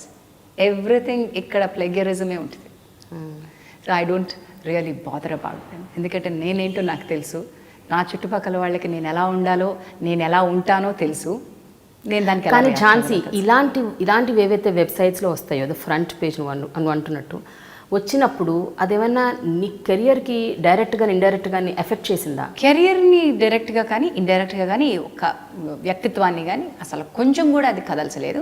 The only thing that I feel bad about it is, ఎప్పుడన్నా నేను ఆలోచిస్తే దీన్ని ఏమైనా చేయగలను అనుకుంటే యూనిసెఫ్కి నేను చాలా వర్క్ చేస్తూ వచ్చాను. చాలా ఏళ్ల పాటు నేను నా టైంని, నా ఇష్టం కాబట్టి నేను చాలా ఏళ్ళు వర్క్ చేస్తూ వచ్చాను చైల్డ్ మ్యారేజెస్ కోసం. యూనిసెఫ్ బ్రాండ్ అంబాసిడర్గా కర్ణాటక అండ్ సౌత్కి నన్ను నియమించాల్సిన పరిస్థితి వచ్చినప్పుడు వాళ్ళు చాలా రెప్యుటేషన్స్ ఆలోచించి బ్రాండ్ అంబాసిడర్ పదవిస్తారు. నాకు కేవలం ఇమేజ్ టార్నిష్ చేయడం వల్ల జరిగిన నష్టం ఏమైనా ఉందా అంటే ఆ పదవి ఒక్కటి కోల్పోవడం అంతే. దానివల్ల నాకు పైసా నష్టం లేదు, దానివల్ల నాకు జరిగినటువంటి పెద్ద నష్టం ఏమీ లేదు. ఓ చిన్న బాధ అనిపిస్తుంది అంతే. That's the only thing. ఇలాంటివి జరిగినప్పుడు యాక్చువల్గా నువ్వు ఎలా ఫీల్ అవుతుంటావు ఝాన్సీ? అంటే బాధ ఉంటుంది, హర్ట్ ఉంటుంది, లేదు, ఇల్ ఫీలింగ్స్ ఉంటాయి. లేదు I don't feel bad about it. Really కొంచెం కూడా బాధ అనిపించలేదు. Of course it's a small thing in life. అది నేను కాదు కాబట్టి దానిలో బాధ ఇల్లు వదిలేసాయి. కనీసం కోపం వస్తుందా? కోపం వస్తుంది అక్క, చాలా కోపం తెలుసా. ఏంటి వీళ్ళు, నాకు చాలా కోపం, నా గురించి వాళ్ళకి ఏం తెలుసు అని ఇష్టం వచ్చినట్టు రాస్తారు అని ఏమన్నా? రాసిన వాళ్ళ గురించి కోపం లేదు, రాసిన వాడి గురించిన కోపం ఉంది. అంటే నేను కేవలం ఆ రాతను చూడను కదా, దాని వెనకాల ఉన్నది చూస్తాను కదా. రాయించిన వాడు ఎవడో తెలుసు కదా, నాకు ఏ ఉద్దేశంతో రాయించాడో తెలుసు కదా. అందుకనే నాకు ఆ కోపాన్ని ఎక్కడ దానివల్ల జరగాల్సిన డ్యామేజ్ జరగకుండా చూసుకున్నాను.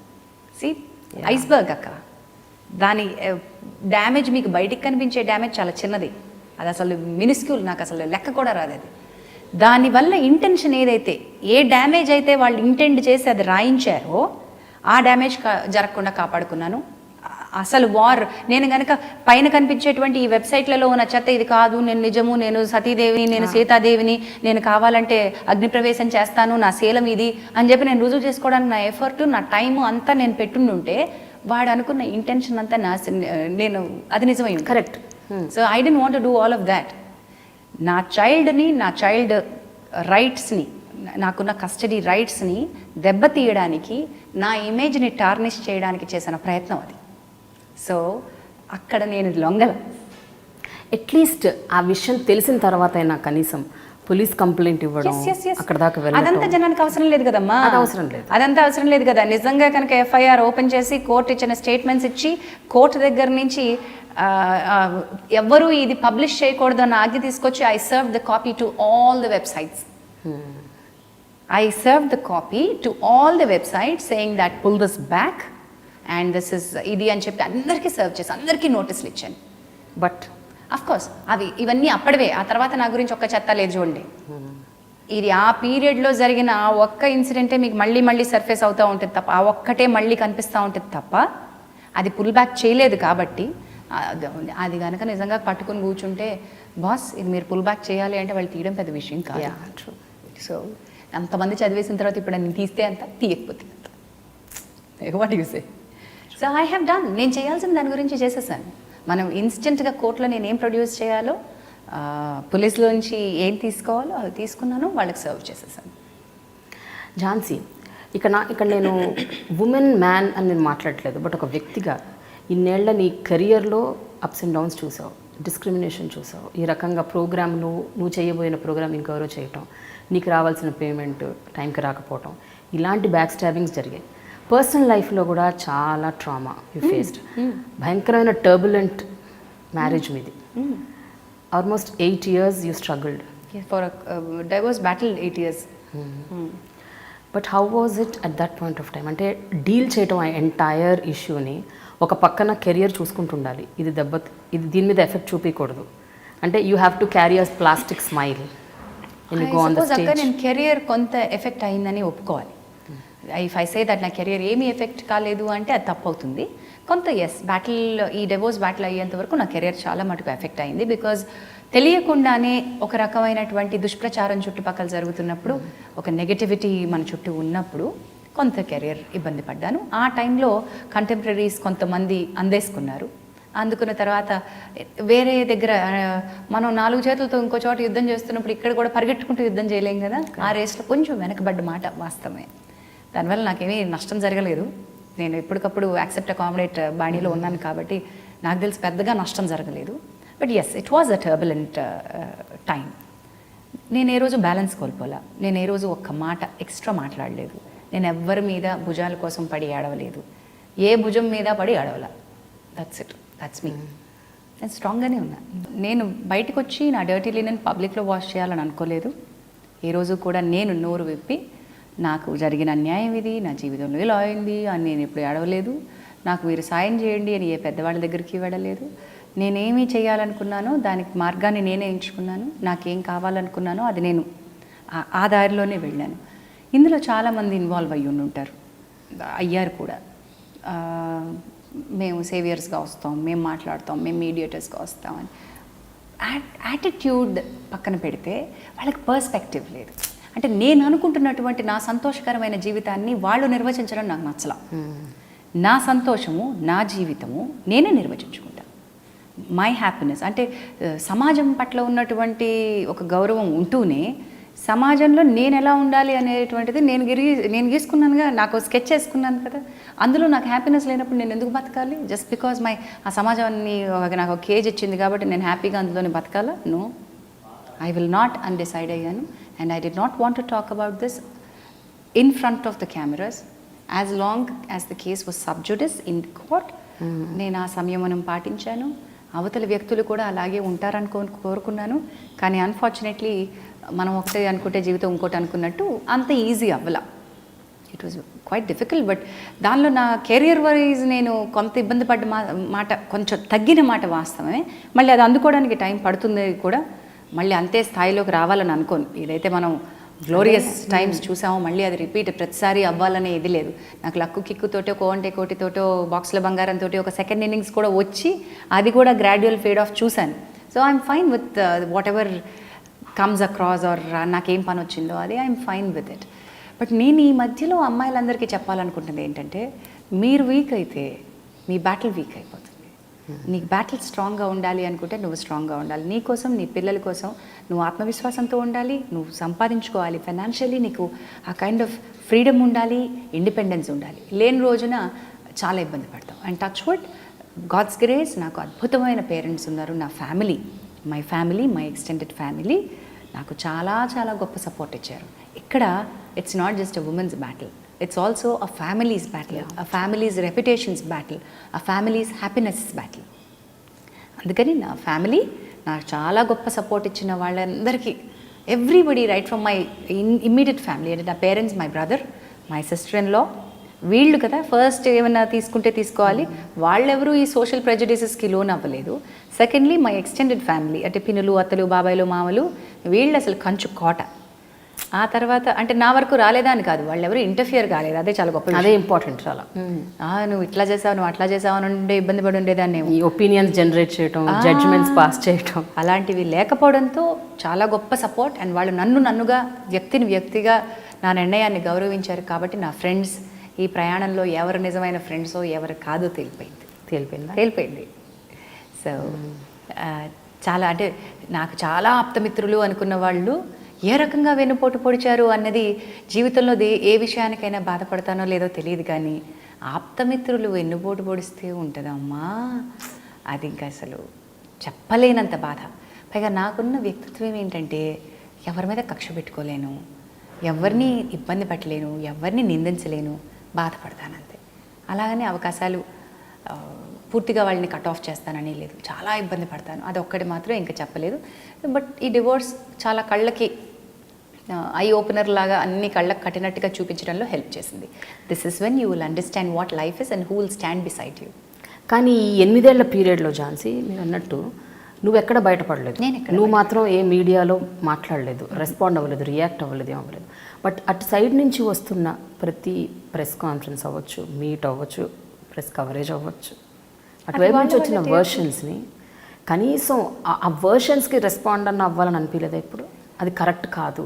ఓకే, 2 విషయాలు ఉన్నాయి ఇందులో. నీ అంతటా నువ్వు రావటం వేరు, ఒకళ్ళు వచ్చిన తర్వాత అది ఖండించడం వేరు, కనీసం ఆ రెస్పాన్స్ అన్న ఉండాలి కదా. The 2 things in this involved. ఏ వ్యక్తి అయితే ఈ ప్రెస్ కాన్ఫరెన్స్ హోల్డ్ చేస్తున్నారో ఆ వ్యక్తి ఇదే ముక్క, నేను కాదు, నేను ఎలా అనుకుంటున్నాను అని చెప్పే ముక్క చెప్పాల్సిన చోట చెప్పలేదు. అంటే కోర్టుకు వచ్చి వాదించాల్సిన చోట వాదించలేదు. కరెక్ట్?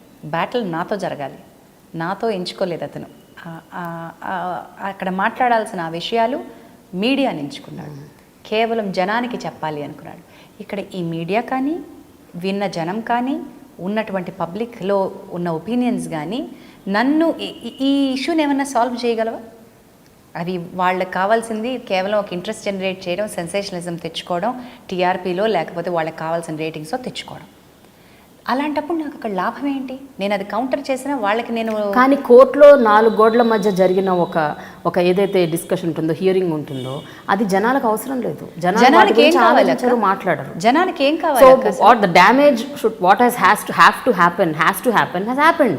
నేను చెప్పేది ఏంటంటే, నేను ఎందుకు చలనం లేకుండా నన్ను అది ఎందుకు కదిలించలేకపోయింది, నేను ఎందుకు ఇవ్వదలుచుకోలేదు నా పాయింట్ ఆఫ్ వ్యూ అంటే, నా పాయింట్ ఆఫ్ వ్యూ నేను చెప్పాల్సింది కోర్టులో, నేను రుజువు చేసుకోవాల్సింది, నాకు జరిగిన కష్టమో నష్టమో రుజువు చేసుకోవాల్సింది కోర్టులో, నాకు కావాల్సిన రిలీఫ్ పొందాల్సింది కోర్టులో.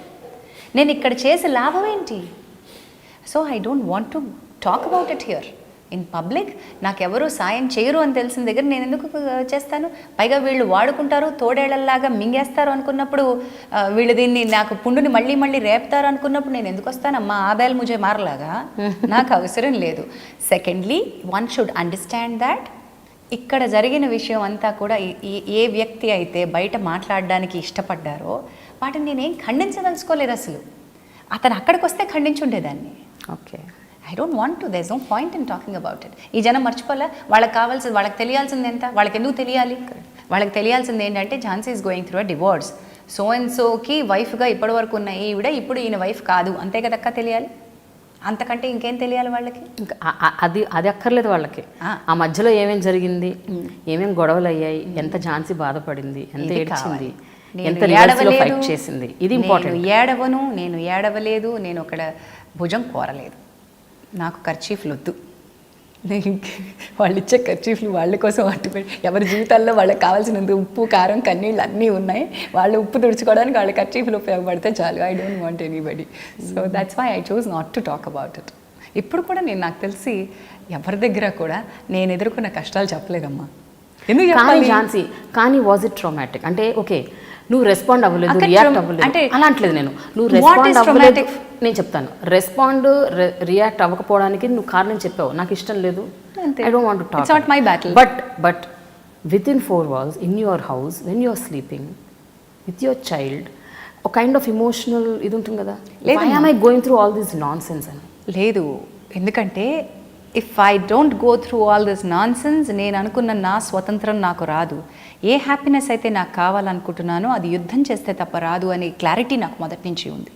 దానికి బిటర్ బ్యాటిల్ కోసం నేను రెడీ అయిపోయి ఉన్నాను.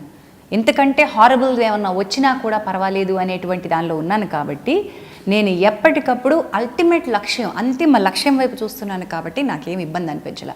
ఇన్ ది ప్రాసెస్ నాకు ఒకే ఒక చైల్డ్, ఈ చైల్డ్ హ్యాపీగా పెరగాలనుకున్నాను. కాబట్టి తన వరకు కొన్ని ఇబ్బందులు రానివ్వకూడదు అనుకున్నాను. కాబట్టి ఇవి అనవసరంగా నేను ఇబ్బంది కొని తెచ్చుకుంటే, దానివల్ల నేను ఇబ్బంది పడితే అది రిఫ్లెక్షన్ ఇమ్మీడియట్గా డాటర్ మీద పడుతుంది. I don't want that to happen. బయట వాటిని కనుక if I chose to respond to all of that nonsense, I would have, మీరు అన్నట్టుగా ఆ ట్రామా ఎవ్రీడే నిద్రపోయేటప్పుడు ఎక్స్పీరియన్స్ చేసి ఉండేదాన్నేమో. నాకు తెలిసి నేను ఎప్పుడు ప్రతిరోజు హాయిగా నిద్రపోయాను, ఇబ్బంది పడే సందర్భమే లేదు. So I'm very happy and I want all the women or men, చాలా మటుకు మెన్ కూడా ఇబ్బందుల్లో ఉన్నారు. రిలేషన్షిప్లో ఉన్న స్ట్రెస్ చాలా హైగా ఉన్న రోజులు ఇవి. ఎంత అమ్మాయిలు ఇబ్బంది పడుతున్నారో అంత అబ్బాయిలు కూడా ఇబ్బంది పడుతున్నారు. పర్సంటేజెస్లో వేరియేషన్ ఉండొచ్చు కాక, ఇంటెన్సిటీలో మాత్రం వేరియేషన్ లేదు. I'm not saying that man doesn't go through trauma while going through divorce అనట్లేదు. Both of them go through this equal amount of pain. కానీ financial independence and clarity of thought ఉన్నప్పుడు ఈ battle ఇంకొంచెం easy అవుతుంది. Clarity of thought of what you want, ఏం కావాలో మీరు ముందు నిర్ణయించుకోండి. అక్కడ వేవరింగ్గా ఉంటే అనవసరంగా ప్రొలాంగ్ చేసుకుంటూ వెళ్ళడం అవుతుంది, కక్షలు పెంచుకుంటావు. I know lot of people, చాలా సన్నిహితులే, ఇద్దరు ఇబ్బంది పడ్డ సందర్భాలు ఉన్నాయి, మళ్ళీ తిరిగి చేరిన సందర్భాలు ఉన్నాయి ఒక గూటికి, మళ్ళీ ఇద్దరు మధ్య పొరపచ్చాలు వచ్చిన సందర్భాలు ఉన్నాయి, మళ్ళీ లేదు మేము కలిసే ఉందామని నిర్ణయాలు ఉన్నాయి. అలాంటప్పుడు బిట్టర్గా పెట్టుకుంటే తిరిగి వచ్చినప్పుడు ఎంత కష్టంగా ఉంటుంది వాళ్ళకి. So you choose your battle. మీరు ఎమోషనల్గా స్ట్రాంగ్గా ఉన్నారనుకోండి, అప్పుడు ఇబ్బంది పడకుండా ఉంటారు. That's my call for all the women or all the men who are in a relationship లో ఉన్న స్ట్రెస్ అందరిలో స్ట్రాంగ్గా ఉండండి ఎమోషనలీ. బట్ ఝాన్సీ, ఒక విషయం చెప్పు ఝాన్సీ, ఒక పాయింట్ ఆఫ్ వ్యూ అది కాదు, ఇది కరెక్ట్ కాదు, నా పాయింట్ కూడా ఇదే యాక్చువల్గా కరెక్ట్ అని చెప్పాల్సిన అవసరం కూడా అగత్యం కూడా లేదని అనుకున్నావా? అంటే ఇప్పుడు కానీ అప్పుడంటే కోర్టు సబ్జెక్ట్, ఇప్పుడు డివోర్స్ అయిపోయింది. నేను ఎందుకు చేశాను అని ఎవరికి బయట వాళ్ళకి చెప్పుకోక్కర్లేదు. నా క్లోజ్ ఫ్యామిలీ మెంబర్స్కి చెప్తే చాలు ఏ రీజన్ వల్ల నేను విడిపోవాల్సి వచ్చిందని. ప్రపంచానికి అనవసరం. I don't need to prove. ఎందుకు అనేది అడిగింది కోర్టు మాత్రమే, ఆ హక్కు కోర్టుకు మాత్రమే ఉంది. నేను ఇంకెవరికి చెప్పదలుచుకోలేదు. ఈ చెప్పడం వల్ల మనకి ఇంకా నష్టాలు ఉంటాయని భావించాను. So I don't want to talk about it. I don't want to relive the experience. I don't want to give somebody entertainment out of my life. True. So that way I'm very strong. And ఇంకొకటి మీరు ఇందాక అడిగి మధ్యలో నేను ఆపేసింది ఏంటంటే, that how does my voice అని నేను చెప్పాలి అనుకున్నటువంటి ఆ వాయిస్ చెప్పడం ఇంపార్టెంట్ కాదా అని నేను చెప్తూనే వచ్చాను. నేను ఎక్కడైతే అవసరమైన చోట ఇంటర్వ్యూస్లో ఎంత న్యాచురల్గా ఎంత సటిల్గా దాన్ని చెప్పాలో అంత స్ట్రాంగ్ సిగ్నల్స్ నేను ఇస్తూనే వచ్చాను. డీటెయిల్స్ ఏమి ఇవ్వకుండానే I have been very strong, vocal about it. I've never hid anything. I'm going through a divorce. Yes, I'm going through a divorce. Yes, I'm single. Yes, I'm battling for my daughter's custody. ఇలాగే నవ్వుతూ చెప్పాను. నేను ఇప్పటికీ నవ్వుతూ చెప్పగలను. ఝాన్సీ, నిన్ను ఒక fire brand అని కాకుండా నిన్ను ఒక ఫెమినిస్ట్ అని కూడా అంటుంటారా? చాలామంది అనుకుంటారు. నేను లోపల నుంచి నేను నిజానికి ఒక హ్యూమనిస్ట్ని, అందులో ఫెమినిజం ఒక భాగం. సో ఒక భాగాన్ని అనుకున్నా కూడా పర్వాలేదు కదా. సో ఓకే అనుకోనివ్వండి నేను ఫెమినిస్ట్ని అని. కానీ వాళ్ళు అనుకునే టైప్లో, అంటే వాళ్ళకి ఫెమినిజం అంటే ఉన్న ఉద్దేశం ఏదైతే ఉందో అది డిగ్రేడ్ చేయాలనుకునే ఉద్దేశం, అలాంటి ఫెమినిజం కాదు మనది. ఎస్, ప్రౌడ్లీ ఈ మధ్యకాలంలో చాలామంది ఐఎమ్ నాట్ ఎ ఫెమినిస్ట్ అంటూ ఉంటారు. అంటే ఫెమినిజం మీద చాలా చిన్న చూపు చులకన. ఫెమినిజం అంటే ఏంటని వాళ్ళకి తెలుసు, అంటే వాళ్ళకి ఏంటి ఫెమినిజం? నా ఉద్దేశంలో ఫెమినిజం అంటే ఒక రకమైన గర్వం, pride in being a woman. Take pride that you are a woman take pride that you have certain, నీకు హక్కులున్నాయి, ఆ హక్కుల్ని ఎక్సర్సైజ్ చేయడం ఫెమినిజం. నీ గళాన్ని వినిపించడం ఫెమినిజం. ఎవడన్నా నీకు వ్యతిరేకంగా నీకు ఇబ్బంది కలిగించేట్టు మాట్లాడితే దాన్ని ఖండించడం ఫెమినిజం. ఇంతే. నాకు ఉద్యమాలు చేసి పోరాటాన్ని నిలిచేసి ఇచ్చినటువంటి వాల్యూస్ దాన్ని డిగ్రేడ్ చేయడం ఇష్టం లేదు. 1950s and 60s and 70s వాళ్ళు ఉద్యమాలు చేస్తుండకపోతే రోడ్డు మీదకి వచ్చి అవసరమైతే ఖండించి జుట్లు కత్తిరించుకుని సిగరెట్లు తాగి వాళ్ళు చెప్పాలనుకున్నటువంటి దాన్ని ఇప్పుడు వీళ్ళందరూ ఫెమినిస్టులు అని తీసి పడేస్తుంటే ఒళ్ళు మండిపోతూ ఉంటుంది. ఫెమినిజం మోడ్ మారి ఉండొచ్చు కాక నీడ్ మారలా. ట్రూ. ఫెమినిజం అవసరం. ఇప్పుడు కొత్త తీరులు వాళ్ళందరూ అంత ఉద్యమాలు చేయకపోతే మీరు ఈరోజు కూర్చొని ఉద్యోగాలు చేసి ఉండేవాళ్ళ? ఈరోజు మనం మెటర్నిటీ లీవ్స్ గట్టిగా అడుగుండేవాళ్ళమా? ఈరోజు చదువుకుని ఉండేవాళ్ళ? మా అమ్మమ్మ కాలంలో చదువుకోవడం అంటే చాలా గొప్ప విషయం. మా అమ్మ కాలంలో చదువుకోవడం అనేది అమ్మ మీ అమ్మాయిని చదివిస్తున్నారా అలాంటి అబ్బురం. నా కాలంలో నువ్వు చదువుకోవట్లేదా? అవసరం. ఇప్పుడు అవసరం. నా కాలంలో నువ్వు చదువుకుంటున్నావా, నువ్వు చదువుకోకుండా ఇంట్లో కూర్చుంటావా అని ఆశ్చర్యం. ఇప్పుడు అవసరం. చదువుకోవాలి, నువ్వు ఉద్యోగం చేయాలి. ఇంత స్థాయికి సమాజం ఎలా వచ్చింది? ఆ ఉద్యమాల వల్లే. సో ఆ ఫెమినిజంని నువ్వు డిగ్రేడ్ చేస్తూ I'm not a feminist, I don't need feminism అని అనేవాళ్ళు అంటే నాకు రోత కంపరం. ఓకే ఝాన్సీ, వేరే టాపిక్ మాట్లాడదాం. అదేమిటంటే ఈ మధ్యకాలంలో ఒక 2-3 ఏళ్ళుగా ఒక 2-3 వీడియోస్ వచ్చాయి. దీపికా పదుకోన్ చేసిన మై చాయిస్, మొన్న శృతి హాసన్ చేసిన ద బిచ్, అలాగే అమితాబ్ బచ్చన్ బిగ్ బి వాళ్ళ మనవరాళ్ళకి రాసిన ఒక ఓపెన్ లెటర్. ఈ మూడిటిని ఒకసారి థింక్ చేస్తే ఆ మూడిటి గురించి ఒకసారి ఆలోచించి విశ్లేషిస్తే నువ్వు ఒక ఉమెన్గా దాన్ని ఎలా స్వీకరిస్తావు? అంటే అవి అందులో ఉన్న పాయింట్స్, ఆ ఒపీనియన్స్ కరెక్ట్ అనుకుంటున్నావా, కాదనుకుంటున్నావా? మూడింటిని విడివిడిగా మనం ఇంకొక గంట మాట్లాడుకోవచ్చు. అంత గొప్ప రిబల్స్ క్రియేట్ చేసి అంత గొప్ప ఐడియాలజీని అవి ప్రమోట్ చేశాయి. దాన్ని చేసిన విధానము, వాటిని మాట్లాడిన విధానం గురించి మనం ఒక గంట మాట్లాడుకోవచ్చు. సో అవి పక్కన పెడితే ఒక ద్వారం తెరిచే ఉన్నది టైప్లో ఎప్పుడూ ద్వారం తెరిచే ఉంది. ఎవరు దాని నుంచి నడిచొచ్చారు అనేది ఇంపార్టెంట్. సో ఇప్పటి వరకు మనలాంటి వాళ్ళం ఇన్విజిబుల్గా నడిచొచ్చినట్టుగా అనిపించింది. ఈ పెద్దవాళ్ళు రావడంతో ఆ ద్వారానికి వాల్యూ పెరిగింది. That's the door I can walk అని చాలా మందికి చూపించినట్టు అయింది. So I'm inspired by such people. I'm motivated.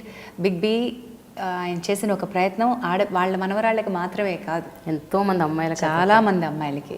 My choices ద్వారా దీపిక పడుకొని చేసిన దాన్ని ఎడా పెడా బ్యాక్లాష్ చేసిన వాళ్ళు, దాన్ని తిట్టిపోసిన వాళ్ళు, ఇది కాదు ఇలా మాట్లాడకూడదు అనే వాళ్ళు చాలామంది ఉన్నప్పటికీ ఎంతమంది అంతకుముందు ఆ ద్వారం నుంచి నడిచొచ్చారు? Have you talked about being depressed? Have you talked about mental stress? Have you talked about attempting a suicide? No. Deepika Padukone I think సెలబ్రిటీస్లో ఒక icon.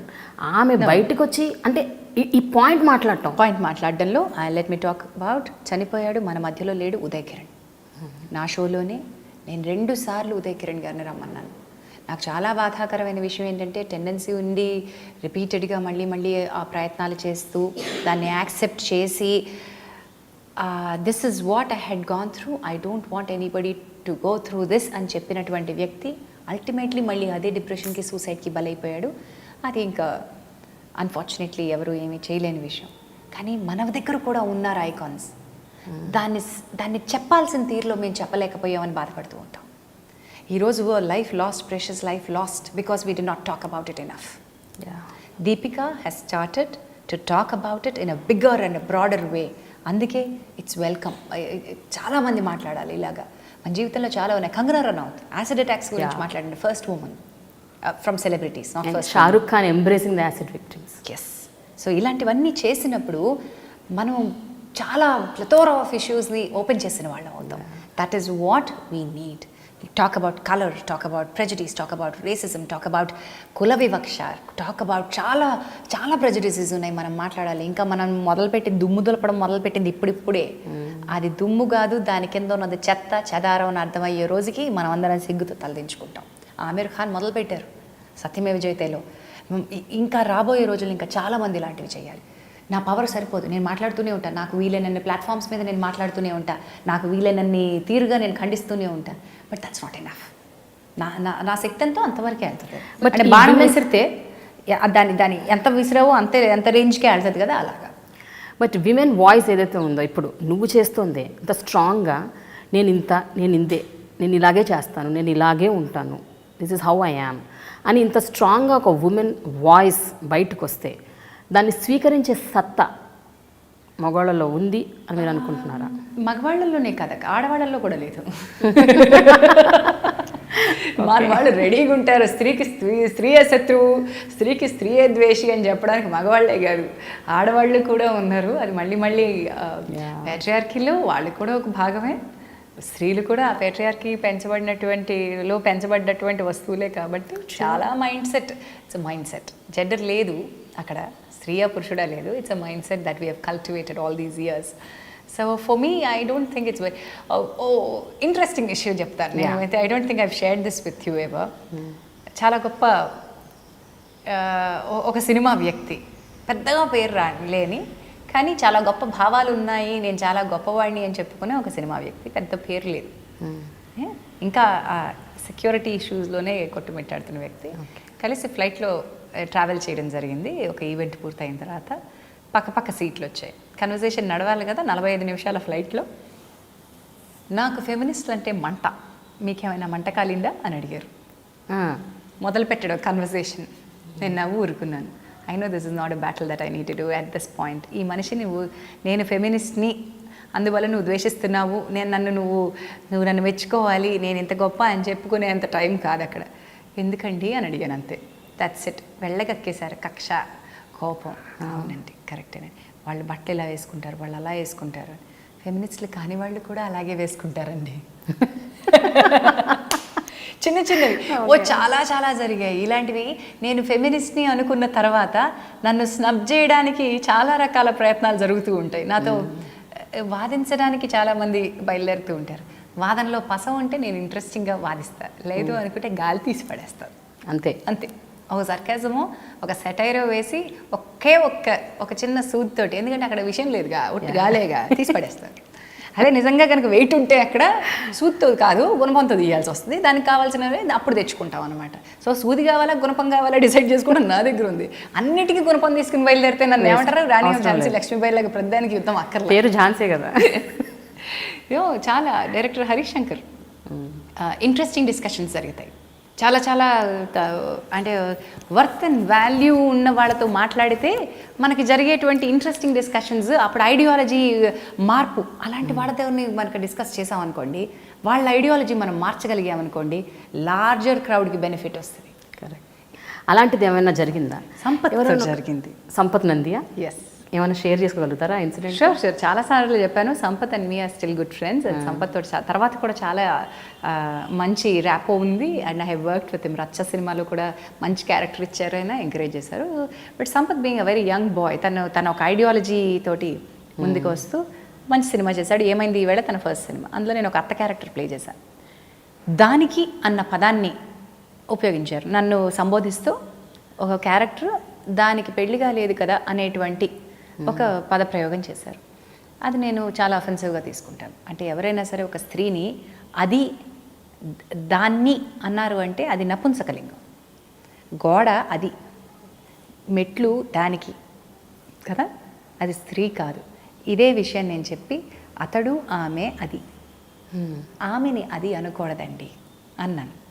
He took it very positively. వెంటనే దాన్ని మార్చేసి ఆ పదాన్ని మార్చి ఆవిడికి అని పెట్టారు. ఏముంది, సింపుల్ థింగ్. సో అక్కడ ఐడియాలజీ మార్చుకున్నారు. ఇదే సంపత్ తోటి, అంటే తను రెసిప్రొకేటివ్గా ఉన్నారు కదా అని చెప్పి ఇంకొక డిస్కషన్ కూడా జరిగింది.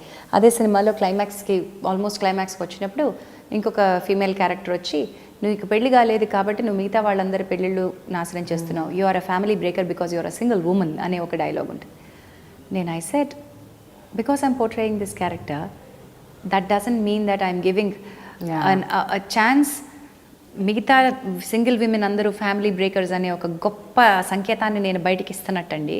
అది చాలా తప్పు మీరు చేస్తున్నది, ఆలోచించండి అని. కొంచెం ఈగోస్ హర్ట్ అయినాయి ఆ నిమిషానికి. చిన్న ఇష్యూ అయింది. దట్ మీరెవరు స్క్రిప్ట్లో వేలు పెట్టడానికి, నా క్యారెక్టర్ ఇలాగే ఉంటుంది, నేను అలా చెప్పాలనుకుంటున్నాను, ఇలాంటివన్నీ. బట్ లేటర్ అంటే చెప్తున్నాను, ఐడియాలజీ మార్చుకోగలిగిన వ్యక్తిత్వం సంపత్తి. He came around, both of us sat together, we said, ఒక్క డైలాగ్ లేనందువల్ల నష్టం లేదు, నీ వల్ల అని చెప్పండి, నీ వల్ల అని చెప్పండి, ఆ క్యారెక్టర్ వల్ల అని చెప్పండి. అది ఒక క్యారెక్టర్కి అవుతుంది. మీలాంటి పెళ్లి చేసుకొని వాళ్ళు లేదా మీలాంటి ఒంటరి మహిళలు అన్నారంటే అందరికీ జనరలైజ్ అవుతుంది. నువ్వు క్యారెక్టర్ అనాలన్నావా నాన్న అను. So that's how we made that truce, peace and truce అయింది. అక్కడ ఐడియాలజీలో మనం మార్పు తీసుకురావచ్చు. చాలా సందర్భాలు జరిగినాయి ఇట్లాగా. సో అంటే సినిమాల్లో ఎక్కడెక్కడైతే నీ పాత్రలు ఉన్నాయో ఆ పాత్రలో ఎక్కడైనా ఇట్లా కొంచెం డెరోగేటరీగా అనిపించినప్పుడు, విమెన్ రిలేటెడ్ అయిన ఇష్యూస్ వచ్చిన వెంటనే జెండాలు లేచేస్తాయి, ఎర్ర జెండాలు తెల్ల జెండాలు అంతేనా? వెంటనే యుద్ధ వాతావరణం వచ్చేస్తుంది, అక్కడ వచ్చేస్తుంది ధర్మాగ్రహం బయలుదేరుతుంది. Sorry, I put my foot down. అయితే ఈ సందర్భంగా 2 విషయాలు అడగాలి. నాకు తెలిసిన విషయాలు అంటే నేను చేసిన చిన్న చితక రీసెర్చ్ విషయంలో సందర్భంలో ఒకటి బయటకు వచ్చింది. అదేంటంటే దాసనారాయణరావు గారితో కూడా మీకు ఒకసారి ఒక చిన్న ఆర్గ్యుమెంట్ అయిందండి. దాసరి గారితో ఆర్గ్యుమెంట్ జరగలేదు, దాసరి గారితో షేర్ చేసుకున్న విషయం అయింది. ఏంటంటే పెద్ద ఆయన కంపెనీ ద్వారా ఇంకొక డైరెక్టర్ని ప్రమోట్ చేస్తూ ఆయన సినిమా చేయబోయారు. సిరి మీడియా ద్వారా సినిమా క్యారెక్టర్ చెప్పారు. ఫలానా వాళ్ళ వైఫ్ అని చెప్తాడే కానీ నా క్యారెక్టరైజేషన్ చెప్పడు ఎవరు. ఓకే, వాళ్ళ వైఫ్ అయితే నేనెందుకు చేయాలి, నా క్యారెక్టర్ ఏంటి చెప్పని. ఏమండి సోను సూద్ వైఫ్ అంటే ఆల్మోస్ట్ హీరోయిన్ అండి, వారిని అది ఎప్పటి నుంచి నా కేర్ ఆఫ్ అడ్రస్ అయింది, నా క్యారెక్టర్ ఏంటో చెప్తే నేను చేస్తా. అందరూ ఫస్ట్ మేనేజరు, ఆ తర్వాత ప్రొడక్షన్ ఎగ్జిక్యూటివ్, తర్వాత డైరెక్షన్ డిపార్ట్మెంట్, తర్వాత కో డైరెక్టర్, ఆ తర్వాత డైరెక్టర్. అందరితో ఇదే జరుగుతుంది. అందరూ కుటుంబ నేపథ్యాన్ని, మగ వ్యక్తుల క్యారెక్టర్ల బలాన్ని చెప్తారు తప్ప నా క్యారెక్టర్ చెప్పరు. ఇది పెద్ద అయిన వరకు వెళ్ళింది. ఏంటి ఇలా అన్నామంట అన్నారు. సార్ మీరు ఇంత పెద్ద సినిమాలు చేశారు, మీద స్త్రీ యొక్క గొప్ప శక్తివంతమైన పాత్రలు చూసాము అంటే మీ సినిమాలోనే చూసాం, మీ సినిమాలో ఇలా ఉండడం ఏంటి సార్ అన్న. ఏం చేస్తాను చెప్పమ్మా, వీళ్ళందరినీ మనం మార్చలేము, సరే ఇదిగో ఇది క్యారెక్టర్ అని. తర్వాత జరిగింది ఏంటంటే అందులో నేను కట్నం తీసుకొచ్చాను కాబట్టి నేను ఇలా ఉంటాను అని చెప్పే డైలాగ్ ఒకటి ఉంటుంది. I put my foot down. నేను కట్నం తీసుకొచ్చానని చెప్పడం క్యారెక్టర్ అండి, మీరు చేయాలండి అంటాడు. నేను చెప్పను.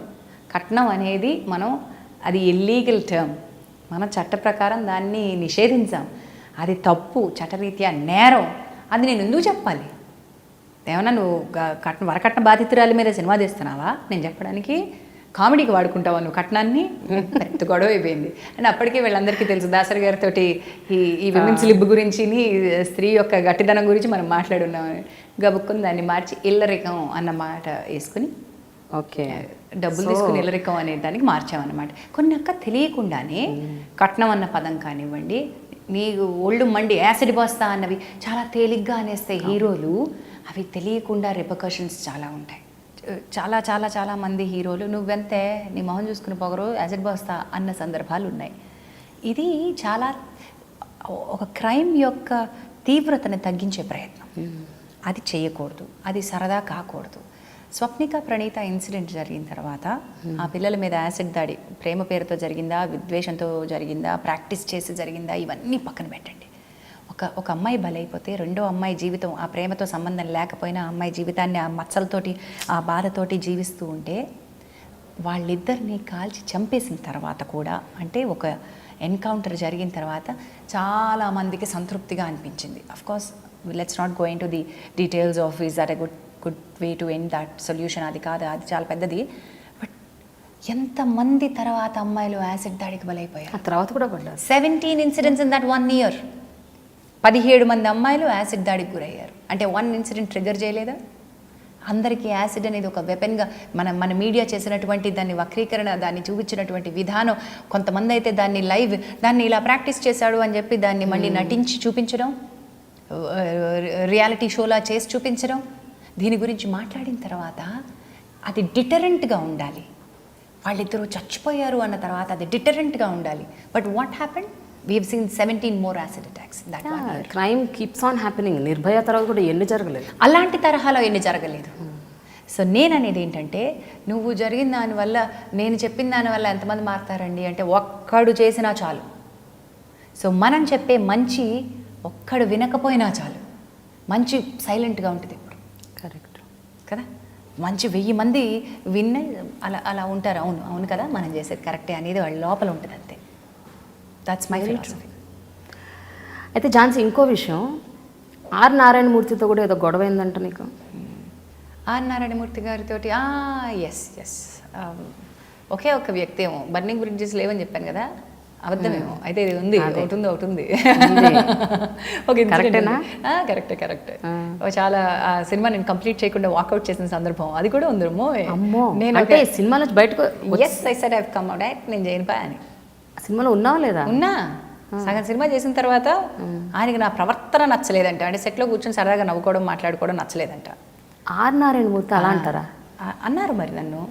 ఆయన ఎలాంటి వ్యక్తో నాకు తెలియదు, ఆయనతో నాకు అంతకు మించి ఇంటరాక్షన్ లేదు. As a director, as a producer ఆయన సినిమా తీస్తున్నారు. ఆయనకి నా ప్రవర్తన నచ్చలేదు కాబట్టి ఆ సినిమాలో నాకు చెప్పినటువంటి నా క్యారెక్టరైజేషన్, అన్న చచ్చిపోతే చెల్లెలు క్లైమాక్స్కి లీడ్ చేసి చాలా పెద్ద ఫైట్, ఊరందరినీ కలుపుకుని ఊరు మనదరా అనే ఒక పెద్ద ఫైట్ చేయాలి. కట్ చేస్తే 4 రోజులు బయట నేను షూటింగ్ లేకుండా కూర్చున్నాను. ఏంటి విషయం అని అడిగితే తెలంగాణ శకుంతలాంటి లోపల క్లైమాక్స్ చేస్తున్నారే, మార్చేశారు, అన్న క్యారెక్టర్ బతికొచ్చేసింది అని చెప్పారు. అంటే ఆయనకి నా ప్రవర్తన నచ్చకపోవడం వల్ల నా క్యారెక్టర్ మార్చేస్తే అది నాకు శిక్ష. సో ఆయనంతటా ఆయన హీరో బతికొచ్చేసి క్యారెక్టర్ ఫైటింగ్ చేసుకుంటుంది లోపల. ఇక నేనెందుకు అక్కడ, నేను చేయనన్నా. మీ క్యారెక్టర్ ఎందుకు అని అడగాలి కదా, నేను చేయను, నాకు ఇది మారిస్తే నేను ఎందుకు చేస్తాను. ఎందుకు మారుస్తున్నారు అంటే నాకు మీ క్యారెక్టర్ నచ్చలేదు. ఏంటి నచ్చలేదు మీకు? మీరు అందరితో కూర్చొని నవ్వుతూ మాట్లాడుకుంటున్నారు, నా మీద జోకులు వేసుకుంటున్నారు. మేమే జోకులు వేసుకుంటున్నాం అని మీకు ఎవరైనా చెప్పారా? ఎవరైనా విన్నవాళ్ళు చెప్పారా? అన్నవాళ్ళు నేను అన్నానా? ఏదో సరదాగా మాట్లాడుకుంటున్నాను తప్ప మీ మీద జోకులు వేసుకోలేదు. అయినా కూడా మీది అలాంటి క్యారెక్టర్, ఇలాంటి నా క్యారెక్టర్ గురించి మీరు మాట్లాడకండి, నా వ్యక్తిత్వం గురించి. నాకు ఉంది, నేను ఇన్ని ఎపిసోడ్లు చేసిన యాంకర్ని, నేను ఇన్ని సినిమాలు చేసిన డైరెక్టర్ని. అయితే మీ క్యారెక్టర్ మీ దగ్గర ఉంచుకోండి సార్, నేను వెళ్ళొస్తానని చెప్పి బయలుదేరి వచ్చేసాను. మళ్ళీ ఆ సినిమాకి డబ్బింగ్ కానీ ప్రమోషన్స్ కానీ చాలా చెప్పెట్టుకుని నన్ను నేనే కొట్టుకుని, ఎందుకు ఒప్పుకున్నావురా బాబు, అడవిలో ఆ సినిమాకి నేను పడ్డ కష్టాలు ఇంకోటి లేదు. పైనుంచి కింద పడ్డాను, జలగలు ఉన్న చెరువులోకి దించాడు, తాటి చెట్టు ఎక్కించాడు, జీప్ వెనకాల పరిగెత్తించాడు, ఉరి వేశాడు. ఎన్ని కష్టాలు పడ్డా కూడా దానికి ప్రతిఫలం లేదు. ఎందుకు చేస్తారు? ఏ ఆర్టిస్ట్ అయినా ఒక కష్టం ఎందుకు పడతారు? దానివల్ల గుర్తింపు రావాలని. ఆ గుర్తింపు రాకపోగా నా క్యారెక్టర్ మధ్యలో చంపేస్తే why will I be there? I can't take that nonsense. వచ్చేసాను, అంతే జరిగింది. తర్వాత ఆయనతో మళ్ళీ మాటలు లేవు. అంటే అప్పటి వరకు నాకు ఈయనేదో ఉద్యమాల మీద, ఈయనేదో పాపం పేద ప్రజల మీద చేస్తారు అనేటువంటి ఒక అభిమానంతో కష్టపడితే ఒప్పుకున్నాను తప్ప, అఫ్కోర్స్ ఆయన ఇప్పటికీ ఆయన చేసే కష్టం దానివల్ల తగ్గిపోదు. ఆయన గొప్ప సినిమాలు చేశారు, చాలామంది కోసం ఆయన ఆ నేపథ్యాల్లో సినిమాలు తీశారు. ఆ గొప్పతనం ఈ ఇన్సిడెంట్ వల్ల ఏం తగ్గదు, దేంది దానిదే. ఇది నా పర్సనల్ ఒపీనియన్ అంతే. అయితే ఝాన్సీ, ఒక సీనియర్ మోస్ట్ యాంకర్ కాదు, ఒక సీనియర్ మోస్ట్ యాక్టర్ ఒక ఆయన నీకు ఒక ఉచిత సలహా ఇచ్చాడంట కదా, ఏమైంది, అడ్జస్ట్ అయిపోయి ఉండరాదు, ఎందుకు ఇలా గొడవలు పెట్టుకుంటావు మీ ఆయనతో, డివోర్స్ ఎందుకు చెప్పు? నిజమేనా? నిజమే, కానీ చాలా ఫన్నీగా అనిపిస్తుంది. అంటే వాళ్ళ జీవితంలో అది అందరి చుట్టూతా చేరి కామెడీ చేసి భజనగా చేస్తే ఒక రకం. ఆ పెద్ద ఆయన పేరు అవసరం లేదు, ఎందుకంటే మేము కలిసి పనిచేయాల్సిన సందర్భాలు చాలా ఉంటాయి కాబట్టి అనవసరమైన గొడవలు వద్దు. కానీ ఇలాంటి చచ్చుపుచ్చు సలహాలు ఇచ్చేవాళ్ళు చాలామందే ఉంటారు. అందులో ధైర్యం చేసి ఆ సలహా ఇచ్చిన ఆయన ఒక్కరు కాబట్టి నాకు చాలా నవ్వు వచ్చి సెట్ కుక్కలా పడుంటాడు, ఇంత భోజనం పెట్టి ఇంట్లో ఉంటాడు, ఏముంది నీకు ఎలా కావాలంటే నువ్వు అలా తిరుగు అన్నాడు. ఇదే ఒక పెద్దరికం ఇచ్చే సలహా. నా కుటుంబంలో నాకు ఇలాంటి తృప్తి లేదు కాబట్టి నేను విడిగా ఉంటాను అంటే వాడిని అడ్డు పెట్టుకుని నేను నా ఇష్టం వచ్చిన లొసుగులు, నా ఇష్టం వచ్చిన ప్రేమాయణాలు తిరగచ్చు అనే సలహా ఇస్తారా? How cheap! Isn't it sounding cheap? I know. And ఆ స్టేచర్ ఉన్న వ్యక్తి అలా మాట్లాడటం, and that's what they do, I suppose. God. And you laugh it off. I laughed it off and I said, I can't do it like you people do, I'm sorry. I laughed it out. I said this to him. మీరు చేసినట్టు నేను చేయలేను sir అని చెప్పాను. And I said no, నా స్వేచ్ఛ, నా ఇష్టం. ఇదే రవితేజ్ తోటి తర్వాత, Ravi is a very good friend, sweet heart. Ravitej గారితో మాట్లాడితే తర్వాత ఏదో సందర్భంలో ఇలా ఫ్రెండ్స్ అందరం మాట్లాడుకుంటాం కదా, ఈ సెట్ ఏం చెప్పావే అంటారు అన్నారు. దట్స్ వేర్ ఐ సెడ్ అవును, నేను ఒక రిలేషన్షిప్లో ఉండి చీట్ చేయను. నేను ఆ రిలేషన్షిప్ నుంచి బయటకు వచ్చిన తర్వాత I will have 100 affairs. Who will ask me? Will you ask me? I will have 100 affairs. ఈరోజు వెబ్సైట్లో రాశారు చూడండి, చెత్త నాన్ సెన్స్. ఈ అఫైర్స్ తర్వాత నాకు ఉన్నాయని చెప్పి ఒకటి రాశాడా? ఎందుకంటే వాళ్ళకి అది అవసరం లేదు. ఎందుకంటే దిస్ ఇస్ మీ.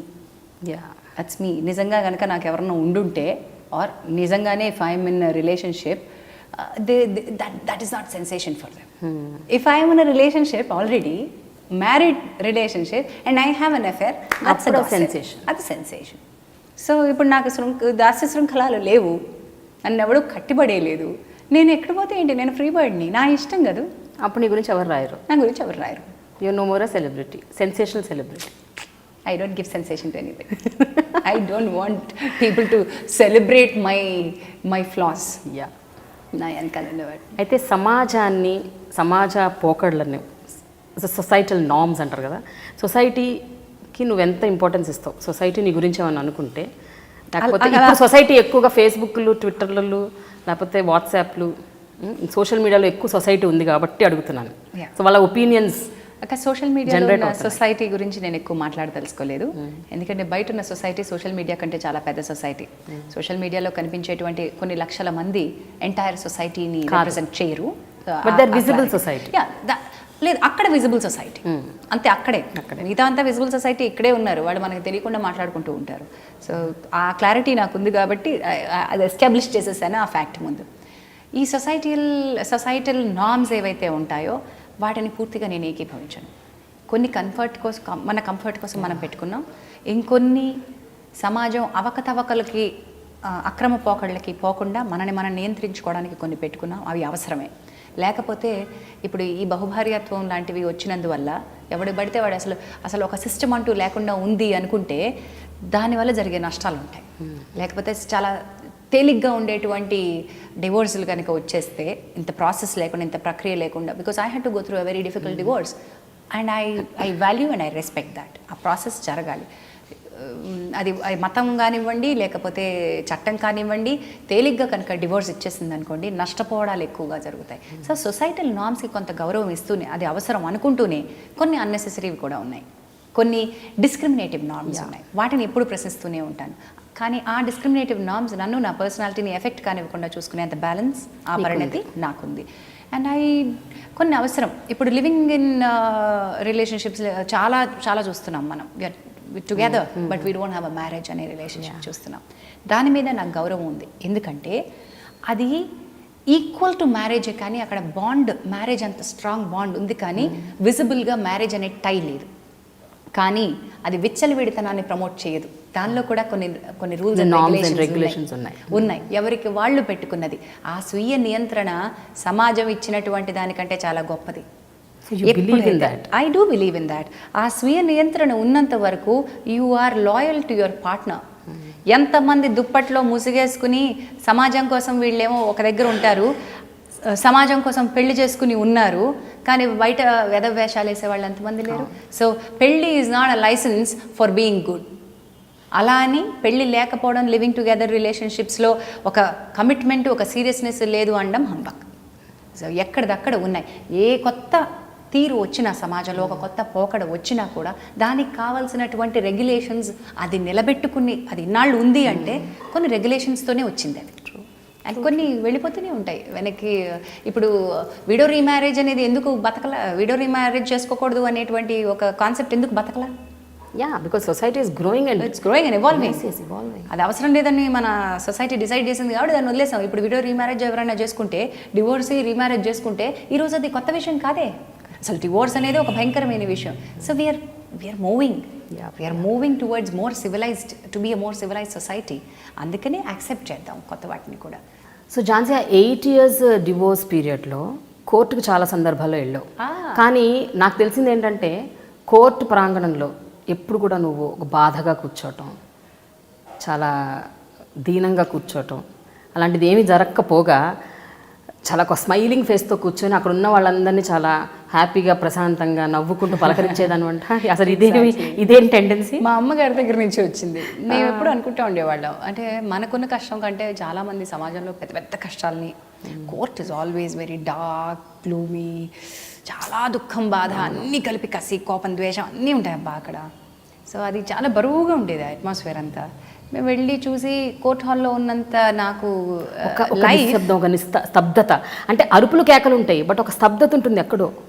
అరుపులు కేకలు తక్కువే ఉంటాయక్క. ఒక రకమైన భారం అందరూ మోస్తూ, ఆ నెగిటివ్ ఎమోషన్స్ మోస్తూ entire atmosphere is very very dull గ్లూమీగా ఉంటుంది అనమాట. సో ఒక సెలబ్రిటీ అయ్యుండి నేను నార్మల్గా కోర్టుకి వెళ్ళి కోర్టు హాల్లో ఒక మామూలు మనిషిలో కూర్చునేదాన్ని. అంటే బయటికి వెళ్ళి నా పేరు ఎక్కడుందో చూసుకుని, నాది ఎన్నో దానిలో వస్తుందో చూసుకుని నేను కూర్చునేదాన్ని. ఇంకెక్కువ టైం ఉందంటే కార్లో కూర్చునేదాన్ని, తర్వాత టైంకి వెళ్ళి లోపల కూర్చునేదాన్ని. ఈ ప్రాసెస్లో మేము ఐడెంటిఫై చేసింది, ఎస్పెషల్లీ మా అమ్మగారు ఐడెంటిఫై చేసింది ఏంటంటే ఎందుకు ఇంత భారంగా ఉన్నారు. నేను రాగానే ఒక చిన్న సందడి ఉండేదన్నమాట, అంటే ఆవిడ అన్నట్టుగా. బట్ యట్ వాళ్ళు కష్టాల్లో ఉన్నారు. Then I thought if I'm looking down dull, కోపంగా, నేను నీరసంగా ఉంటే చాలామందికి రాంగ్ సంకేతం ఇస్తున్నాను, నేను కష్టాల్లో ఉన్నాను అని. కాదు, నేను మంచి నాకు కావాల్సినటువంటి దానికోసం ఎండ్ గోల్ కోసం ఇది ఒక process, I'm going through this process అనేది నా ఉద్దేశం. ఇది అవ్వాలి ఈ ప్రాసెస్, ఇట్స్ జస్ట్ ఏమంటారు దారి. ఆ దారిలో నేను నడుస్తున్నాను అనుకున్నాను కాబట్టి అమ్మ నేను అనుకున్నాం let's carry a smile to the court. నేను నవ్వుతూ వెళ్ళేవాళ్ళం, అంటే మొహల్లోకి మొహం చేసి హాయ్ హలో అని పలకరించడం కాదు, అలా చాలా ప్రశాంతంగా వెరీ లైట్ ఫేస్, లైట్ హార్టెడ్గా వెళ్ళామంటే మనల్ని చూసిన వాడికి ఆ సెకండ్లో నువ్వు ఒక సెలబ్రిటీని చూస్తున్న వాడితో పాటు ఒక చిన్న బాగానే ఉంది ఈవిడికేం కష్టం లేనట్టుకుంది అనే ఒకది వాళ్ళకి లైట్నెస్ ఇస్తుందేమో అని అనుకునేవాళ్ళం. We were just trying to do that. అది ఎంతమందికి బెనిఫిట్ అయిందో తెలియదు, మరి నన్ను కోర్టు ప్రాంగణంలో చూసిన ఎంతమంది దాన్ని గమనించారో కూడా నాకు తెలియదు. ఇఫ్ యూ వాంట్ దట్ ఎంతమందికి బెనిఫిట్. ఆర్టికల్ రాశారు, నువ్వు ఒక ఆర్టికల్ రాసావు కదా, ఆపరేషన్ స్మైల్, మిషన్ స్మైల్, ఝాన్సీకి వాణి అని కొన్నాళ్ళ పాటు సాక్షికి కాలమ్స్ రాశాను నేను. దానిలో ఇది ఎక్స్ప్రెస్ చేయడం జరిగింది. హైదరాబాద్కి జబ్బు చేసింది, missing, smile is missing from Hyderabad. ఒక్కసారి నిజంగా బయటికి వెళ్ళి చూడండి అక్క, ట్రాఫిక్లోకి వెళ్ళి చూడండి, వాడికోడలో ఉంటాడు నిజంగా. ఎవరు ఆనందంగా ఒక హ్యాపీ ఫేస్ తోటి ఈ నవ్వుకుంటూ పిచ్చోళ్ళని నడవమని కాదు నా ఉద్దేశం. అవును, లైట్గా ఒక క్యారీ చేస్తూ ఒక కంటెంట్ ఫేస్ కనిపించట్లేదు ఏంటి, what is missing in Hyderabad, smile is missing, ఎక్కడా కనిపించట్లేదు అని. That is my article and that's how I describe my court picnic. We called entire journey to the court as court picnic. అంతేనా? ఝాన్సీ, ఇన్నేళ్ల కెరియర్లో నువ్వు సంపాదించింది ఎంత? కీర్తి ప్రతిష్టలు పక్కన పెట్టే, అవి మాకు తెలుసు. ఆస్తి లెక్కలు కావాలా మీకు? ఆస్తి లెక్కలు, ఓకే. ఆస్తి లెక్కలు కావాలంటే నా మీద ఇన్కమ్ ట్యాక్స్ వాళ్ళు రైడ్ చేశారు. చాలా అంత ఆస్తుంది అనమాట. అయితే ఆస్తుంది. ఓకే. వాళ్ళు రేడో స్క్రూటినో ఏదో చేయడానికి వచ్చి ఏం పట్టుకెళ్ళారు అంటే కొండను దమ్మి ఎలుకను పట్టుకెళ్ళారు. సో అట్లీస్ట్ పేరు వచ్చింది కదా, నేను బోర్డు సంపాదించుని ఉంటాను అని. నేను నా కంటెంపరీస్తో పోలిస్తే, నాకు ప్రస్తుతం ఉన్న సమకాలీకులతో పోల్చుకుంటే చాలా తక్కువ సంపాదించుని ఉంటాను. నేను ఏ రోజు కూడా నాకు ఇంత కావాలి అని చెప్పి I did not put my food down. నాకు ఇంత వర్క్ ఇవ్వాలి అని చెప్పి నేను ఎవరిని అడగలేదు. So I'm fine. ఆస్తి ఎంత సంపాదించావు అనేది కాదు, నా కోసం కంఫర్టబుల్గా నేను నా జీవితాన్ని బ్యాలెన్స్ చేసుకోవడం. అక్క, I have to tell you this. సంగమం సంజయ్ కిషోర్ గారని, అవును తెలుసు కదా, సంజయ్ కిషోర్ గారు అని చెప్పి ఒక ఆర్ట్ లవరు, ఒక ఈవెంట్ ఆర్గనైజర్ అండ్ ఒక కల్చరల్ వేదికలు క్రియేట్ చేసే వ్యక్తి ఉన్నారు. ఆయన సావిత్రి గారికి మహావీరాభిమాని. సావిత్రి గారి ఫోటో ఎగ్జిబిషన్ ఎవ్రీ ఇయర్ పెట్టేవారు. One such exhibition I got to visit. Savitri గారి రేర్ ఫొటోస్లో ఆయన దగ్గర ఉన్న ఒక ఫోటోల్లో కదిలించేసిన ఫోటో ఒకటి ఉంది. అంత మహానటి, ఈరోజు మీ వెనకాల బ్యాక్గ్రౌండ్లో కూడా ఆవిడ ఉన్నారు, అంత మహానటి, చాలా బంగారు కిరీటాలు, బంగారాన్ని వేసుకుని అత్యంత ప్యాలెస్లో వైభోగంగా బతికినటువంటి వ్యక్తి ట్రంక్ పెట్టె తీసుకుని టీనగర్ బస్ స్టాప్లో కూతురుని వేసుకుని, 13 ఏళ్ల కూతురుని వేసుకుని ఉంచవలసిన దయనీయమైన స్థితికి వచ్చారు. ఎందుకంటే she could not balance her personal, financial as well as emotional relationships. అది పడిపోయింది మనసులో స్టాంప్. 100 రూపాయలు ఉంటే 100 రూపాయల్లోనే బతుకుతాను, 1000 రూపాయలకు ఆశపడను. 1000 రూపాయలు వచ్చిన రోజును కూడా 100 రూపాయల్లోనే బతుకుతాను. ఇది నేను ఫిక్స్ అయిపోయాక నా జీవితం యొక్క స్కేల్ని నేను కంఫర్టబుల్గా ఇంతలోనే బతుకుతాను. నేను 100 రూపాయల్లో బతుకుతానని డిసైడ్ అయ్యాను కాబట్టి చాలామందికి అది మీడియోకర్గా, మిడిల్ క్లాస్గా అనిపించవచ్చు. నేను ఆ సో కాల్డ్ డబ్బున్న వర్గాలతోటి జెల్ అవ్వలేకనే నా సర్కిల్లో ఎక్కువ డబ్బున్న వాళ్ళు లేరు. నాకున్న గొప్ప ఫ్రెండ్స్లో నా లక్ష్మి కానీ, అనిత కానీ చాలా డబ్బున్న వాళ్ళే. కానీ వాళ్ళలో ఉన్న గొప్ప విలువలకి నేను స్నేహితురాల్ని తప్ప వాళ్ళు ఏ రోజు నాతో డబ్బు ప్రదర్శనకి రాలేదు. డబ్బు దర్పం చూపించే అవకాశము వాళ్ళకి నేను ఇవ్వలేదు. వాళ్ళు నాకు అలాంటి అవకాశం ఇవ్వలేదు. వాళ్ళు ఎంత ఉన్నా సరే నన్నుగా గౌరవించారు. నాకున్న ఫ్రెండ్స్ చాలా గొప్ప ఫ్రెండ్స్లో వాళ్ళిద్దరు. And of course Sheetal is also very good friend of mind. ఇక్కడ నేను డైవర్స్ ఫ్రెండ్షిప్ చూశాను. అంటే చాలామంది రకరకాల ఫ్రెండ్స్ చూశాను. మేము ఏ రోజు కూడా డబ్బుకి మాత్రమే గౌరవాన్ని ఇచ్చిన వాళ్ళం కాదు. అందుకనే నేను కూడా డబ్బుకి ఎక్కువ, నాకు తెలిసి నాకు ఎంత కావాలో అంత ఉంది. I'm not saying that I'm poor. నేను మిగతా వాళ్ళని చూపించి వీళ్ళతో నువ్వు సంపాదించావా సమానంగా అంటే నో. ఓకే, వాళ్ళంతా నేను సంపాదించాలని కూడా అనుకోవట్లేదు. నాకు 1000 వస్తే నేను 100లోనే బతుకుతాను, అది మాత్రం గ్యారెంటీ. ఈ రోజు మనం చేస్తున్న ఈ వర్క్కి ఎంత వాల్యూ ఉంది, దాని వర్త్ ఎంత, అంతే నేను ఛార్జ్ చేస్తాను. నేను నా వర్త్ దానివల్ల తగ్గించుకున్నావా అని చాలామంది అడుగుతారు. మీరు కూడా నన్ను అడిగే సందర్భాలు చాలా ఉన్నాయి. When we have spoken earlier, నా వర్త్ నేను తగ్గించుకోవట్లేదు. That's how industry should work. అనవసరమైన హైప్స్ లేకుండా. పెద్ద పెద్ద హీరోలు కూడా అదే చేయాలని నేను భావిస్తాను, కానీ వాళ్ళకి చెప్పేంత తాహతు స్థాయి నాకు లేదు. వాళ్ళ హైప్ కోసం వాళ్ళు హీరోలు లేకపోతే హీరోయిన్స్, డైరెక్టర్స్, వాళ్ళ హైప్ వాళ్ళు చేసేసినప్పుడు మీరు అల్టిమేట్ ప్రోడక్ట్ కాస్ట్ పెంచుతున్నారు. అది లాంజివిటీ ఉండదు. నేను 10 ఏళ్ళు 15 ఏళ్ళు ఒక్కొక్క షో చేస్తున్నాను అంటే దానికి కారణం ఏంటంటే నేను ఆ కంఫర్ట్ నా ప్రొడ్యూసర్కి ఇస్తున్నాను కాబట్టి అన్నాళ్ల పాటు అది షోస్ నడుస్తూ ఉంటాయి. And I don't decide my worth. I don't let anybody decide my worth. I let my work decide my worth. ఇప్పుడే ఒక మాట అన్నావు, నేను గొప్పగా సంపాదించలేదు, మామూలుగా నాకు సరిపోయేంత సంపాదించాను, మోర్ దెన్ కంఫర్ట్స్గా ఉన్నానని. ఆ సంపాదనలో కూడా కొంత భాగాన్ని నువ్వు సర్వీస్ చేస్తూ ఉంటా. అంటే చారిటీ, అంటే ఆ పదం వాడొచ్చో లేదో తెలియదు, చాలా మందికి నువ్వు సహాయపడుతున్నావు. వాళ్ళ విద్య, వైద్యం, వాళ్ళ అవసరాల కోసం. ఎంతోమంది అనాథ పిల్లల్ని కూడా దగ్గర తీసావు. చాలా మంది పిల్లలకి లో ఇన్కమ్ గ్రూప్స్ నుంచి డిస్ట్రెస్డ్ ఫ్యామిలీస్ నుంచి వచ్చిన పిల్లల్ని కొంతమందిని సపోర్ట్ చేయాలి అనుకుని మేము స్టార్ట్ చేసిన వాలంటరీ ఆర్గనైజేషన్లో చాలామంది విమెన్ ఇప్పటికే పార్టిసిపేట్ చేస్తున్నారు.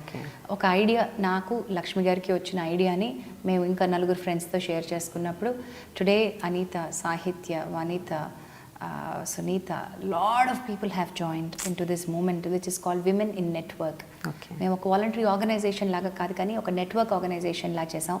ఎవరికి వాళ్ళు ఒక ఉద్యమ స్ఫూర్తిలాగా 10 మంది పిల్లలు, 100 మంది పిల్లలు, 50 మంది పిల్లల్ని ఒక చోటికి లో ఇన్కమ్ గ్రూప్స్ నుంచి చేర్చి వాళ్ళ జీవితాల్లో తీసుకురావాల్సిన చిన్న చిన్న మార్పులు తీసుకొస్తున్నారు. ఐ హ్యావ్ స్టార్టెడ్, ఇది చిన్న ఐడియా. ఫుట్పాత్ పక్కన ఉన్న మన దగ్గరే ఉన్నటువంటి, మన పక్కనే స్లమ్స్ ఉన్నాయి, మన ఇళ్లలోనే పనిచేసి బతుకుతారు. ఆ పిల్లల్ని ప్రతి ఆదివారం ఒక గుడ్డు, పాలు, పండు ఇచ్చి పెంచుదాం. న్యూట్రిషన్ మేనేజ్ చేద్దాం. వాళ్ళు రెగ్యులర్గా స్కూల్కి వెళ్ళేట్టు కౌన్సిల్ చేద్దాం. దీంతో స్టార్ట్ అయిన ఆర్గనైజేషన్ ఈరోజు మా ప్రౌడ్. ఈరోజు 13 ఏళ్ళు అయిపోయింది ఈ ఆర్గనైజేషన్ మీ నెట్వర్క్ స్టార్ట్ చేసి. మా పిల్లల్లో ఈరోజు ఫస్ట్ బ్యాచ్ డిగ్రీలు దాటేస్తున్నారు. ఇంజనీరింగ్ చదువుకుంటున్న పిల్లలు ఉన్నారు, డిగ్రీలు చదువుకుంటున్న పిల్లలు ఉన్నారు, డాన్స్ అరంగేట్రంలు ఇచ్చిన పిల్లలు ఉన్నారు, పాటలు నేర్చుకున్న పిల్లలు ఉన్నారు, స్పోర్ట్స్లోకి వెళ్ళిన పిల్లలు ఉన్నారు. వాళ్ళల్లో 2 పిల్లల్ని నేను స్వయంగా ఫాస్టరింగ్కి ఇంట్లో పెట్టుకుని మరీ పెంచుకుంటున్నాను. అందరూ అన్ని రకాలుగానూ సాయం చేసి పెంచుతున్నారు పిల్లల్ని. ఒక 10 మంది పిల్లల్ని నేను విడిగా, ఇంకొక లక్ష్మి ఒక 10 మంది పిల్లల్ని, అనిత ఒక 10 మంది పిల్లల్ని ఇట్లా చేస్తున్నారు. వాళ్ళ ఎడ్యుకేషనల్ నీడ్స్ని సపోర్ట్ చేస్తూ దానిలో 2 ఇంకొంచెం దగ్గరగా నా హృదయానికి దగ్గరగా ఫాస్టరింగ్ అందిస్తున్నాను. వాళ్ళు ఇంట్లోనే ఉంటారు, హాస్టల్స్లో ఉండి చదువుకున్న వాళ్ళు దే కమ్ బ్యాక్ హోమ్. అందులో పెద్ద బాబు డిగ్రీ 2nd ఇయర్ చదువుతున్నాడు ఇప్పుడు. Karthik is now an Asian champion in inline skating and inline hockey. వాడు చాలా కష్టపడ్డాడు to reach that level. He's now in China. ఈరోజు మనం మాట్లాడుతుంటే he's playing his match there in China. So to send him to that tournament, 3 అమ్మలు వాడికి. వాళ్ళ అమ్మ, నేను, ఇంకొక అమ్మ. ఓకే, విమెన్ ఇన్ నెట్వర్క్ అంటే అందరు విమెన్ కలిసి, మా విమెన్ అందరూ కలిసి తలా ఇంత డబ్బులు వేసుకుని, చైనాకి నేను ఒక్కదాన్ని భరించలేను ఆ భారాన్ని, వాడిని పంపించాలి, వాడి స్కేట్స్ కాస్ట్లీ, ఈ టూర్ కాస్ట్లీ, ఇవన్నీ చాలా కాస్ట్లీ కాబట్టి అందరూ కలిసి వాడిని పంపించారు. సో వాడికి 3 అమ్మలు. గెలుస్తాడా లేదా కూడా అవసరం లేదు, వాడు అక్కడి వరకు వెళ్ళాడు, మాకు అదే చాలు. అండ్ పాప, the other child Kavya degree 1st year చదువుతోంది ఇప్పుడు వనిత కాలేజ్లో. And she scored above 90% and she is second in a college. And Gangadhar అని ఇంకొక బాబు, అనిత మెంటర్డ్ హిమ్. అండ్ అలా Anitha and Lakshmi both of the mentored. Sandhyaraju గారి దగ్గర శిష్యరికం చేసి కూచిపూడి మధ్య అరంగేట్రం కూడా చేశాడు. తన దగ్గర చాలా ఇంట్రెస్టింగ్ డిసైపుల్గా కూడా తయారయ్యాడు. So it's beautiful to see ఆ kids grow up like that. Engineering చదువుకుంటున్న పిల్లలు కూడా ఉన్నారు. ఇంతమంది బ్యూటిఫుల్ పీపుల్కి ఒక బ్యూటిఫుల్ లైఫ్ ఇస్తున్నావు Jhansi. Not just me, lot of other women but also. అంటే ఇంట్లో పెట్టుకొని ఇంట్లో ఉన్న నా ఇద్దరు పిల్లలు, దానికి ఒకటి ఫస్ట్ చాలా కన్విక్షన్ ఉండాలి, రెండోది ఫ్యామిలీ సపోర్ట్ ఉండాలి. ఫ్యామిలీ మీ పేరెంట్స్ సపోర్ట్ లేకపోతే, అండ్ ఈవెన్ యువర్ డాటర్, ఆమెకు తను కూడా స్వీకరించగలగాలి కదా ఇద్దరు పిల్లల్ని తీసుకొని. కరెక్ట్ అక్క, మీరు చెప్పింది 100% correct. If my family had said ఏంటి వీళ్ళు ఇక్కడ ఇలా ఉంటున్నారేంటి, ఏదో స్లమ్ నుంచి తీసుకొచ్చావేంటి పిల్లల్ని అని కనుక నా ఫ్యామిలీ ఒక్క రోజన్నా అనుండుంటే నేను చేసి ఉండేదాన్ని, ఫ్రిక్షన్తో చేసి ఉండేదాన్ని, బాధగా చేసి ఉండేదాన్ని, వాళ్ళని కన్విన్స్ చేయడానికి చాలా కష్టపడి ఉండేదాన్ని. But wonderful people. నేను ఎందుకు ఇలా ఉన్నాను అంటే నా ఫ్యామిలీని నేను ఫస్ట్ తీసుకురావాలి, because they are like that, I'm like this, and they have shared every bit of it. My child, my daughter, my brother, my brother's children, వీళ్ళందరికీ చాలా ఇష్టం. Okay, we're all a part of they. We don't see them that they are out of it.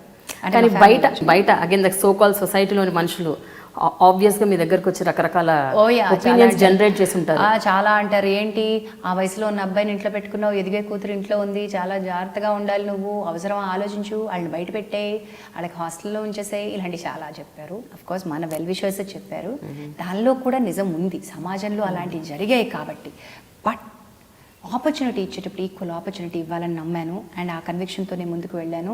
And I said nothing is going to go wrong as long as your ideology is correct.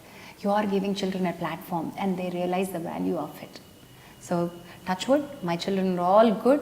They are doing really very well in their chosen field. So a part of your income goes like this. Part ఏంటక్క, most part, majority of my income goes to 3 of my children. ముగ్గురికి సంవత్సరానికి చదువుకే 1,50,000, ఈజీగా 1,00,000 అయిపోతుంది. So నేను సంపాదించే దానిలో majority నా పిల్లల కోసమే వెళ్తుంది. ఆ పిల్లలు వాళ్ళకి సెక్యూర్ ఎన్వైరన్మెంట్ కలిగించడానికి వెళ్తుంది. మీ అమ్మాయి ధన్య, దాన్ని ఎలాంటి అమ్మాయిలాగా తీర్చిదిద్దాం అనుకుంటున్నావు? అంటే అఫ్కోర్స్ ఐఎమ్ షూర్ నేను చూస్తుంటే నువ్వు అట్మోస్ట్ ఫ్రీడమ్ ఇచ్చే ఒక వ్యక్తిలాగా కనిపిస్తున్నావు, especially intellectual freedom or thinking freedom, అవన్నీ ఎట్లాగో ఇస్తావు. బట్ ఎక్కడో ఒక చోట ఒక కైండ్ ఆఫ్ చేయి పట్టుకొని నడిపించే కొన్ని అడ్వైజులు, కొన్ని సూచనలు, సలహాలు లాంటివి అయితే ఇస్తుంటావు కదా. ఇవ్వాల్సిన అవసరం ప్రతి మదర్కి ఉంటుంది. I will not say that ఎవరికి వాళ్ళు ఏదండి అని చెప్పకూడదు, ఎందుకంటే she's growing up beautifully. Of course ఇన్సెక్యూరిటీస్తో పెరగడం మొదలైంది, కొంచెం డౌట్ఫుల్గానే, కొంచెం అవన్నీ షాటర్ చేసుకుని బయటికి రావడానికి, ఒక కొక్కూన్ నుంచి బయటికి రావడానికి షీస్ టేకెన్ సమ్ టైమ్. అది టైం ఎవరికి వాళ్ళు ఇచ్చుకోవాలి. I think I have given that kind of space, created an atmosphere for her to come out. Now she's more confident, she's enjoying her life. She's trying to explore different areas, at art anandi, sport anandi, craft anandi, communication anandi, reading anandi, meeting people. Chala apprehensions ni bayata petti ippude malli tirigi she's trying to explore. Childhood lo tana cheyalekapoyinavanni, of course it was very difficult for me as a single parent. I will not say that everything is easy. మీకు ఇంకొంచెం additional responsibility ఉంటుంది child పట్ల. అది చేసినప్పుడు నాకు కొంచెం కష్టం ఉన్నా కూడా అది దాని వరకు తీసుకువెళ్ళలేదు. ఐ ఫెల్ట్ దట్ ఈ చైల్డ్కి నేను మంచి కండ్యూసివ్ ఎన్వైర్న్మెంట్ క్రియేట్ చేయగలిగితే చాలు, వాళ్ళే ఆటోమేటిక్గా ఫ్లరిష్ అవుతారు. వాళ్ళు ఫ్లరిష్ అవ్వాలి అని నేను వాళ్ళ మీద వర్క్ చేయడం కాదు, ఎన్వైర్న్మెంట్ మీద వర్క్ చేస్తే. పువ్వు బాగా పూయాలని పువ్వుకి నేను బోటాక్స్ ఇంజెక్షన్లు వాటికి ఇవ్వక్కర్లా, దాన్ని రూట్కి ఇస్తే చాలు, దాన్ని పెరిగేందుకు కావాల్సిన వాతావరణం కల్పిస్తే చాలు. That's what I think my family has done to her. నేను ఎప్పుడు బిలీవ్ చేస్తాను, parenting is not just one parent or ఇద్దరు పేరెంట్స్ కాదు. A child is a family's child. A child is a village's child. బిడ్డ ఊరి యొక్క బిడ్డ అంటారు, పెంచడంలో బాధ్యత. అలాగే నా entire family has taken a responsibility in shaping Dhanya or Karthik or Kavya, may that be my nieces. Entire family's responsibility. It's not just one parent. True. So that way Dhanya is growing up beautifully, but I see she's very different to me. నా కంటే చాలా different.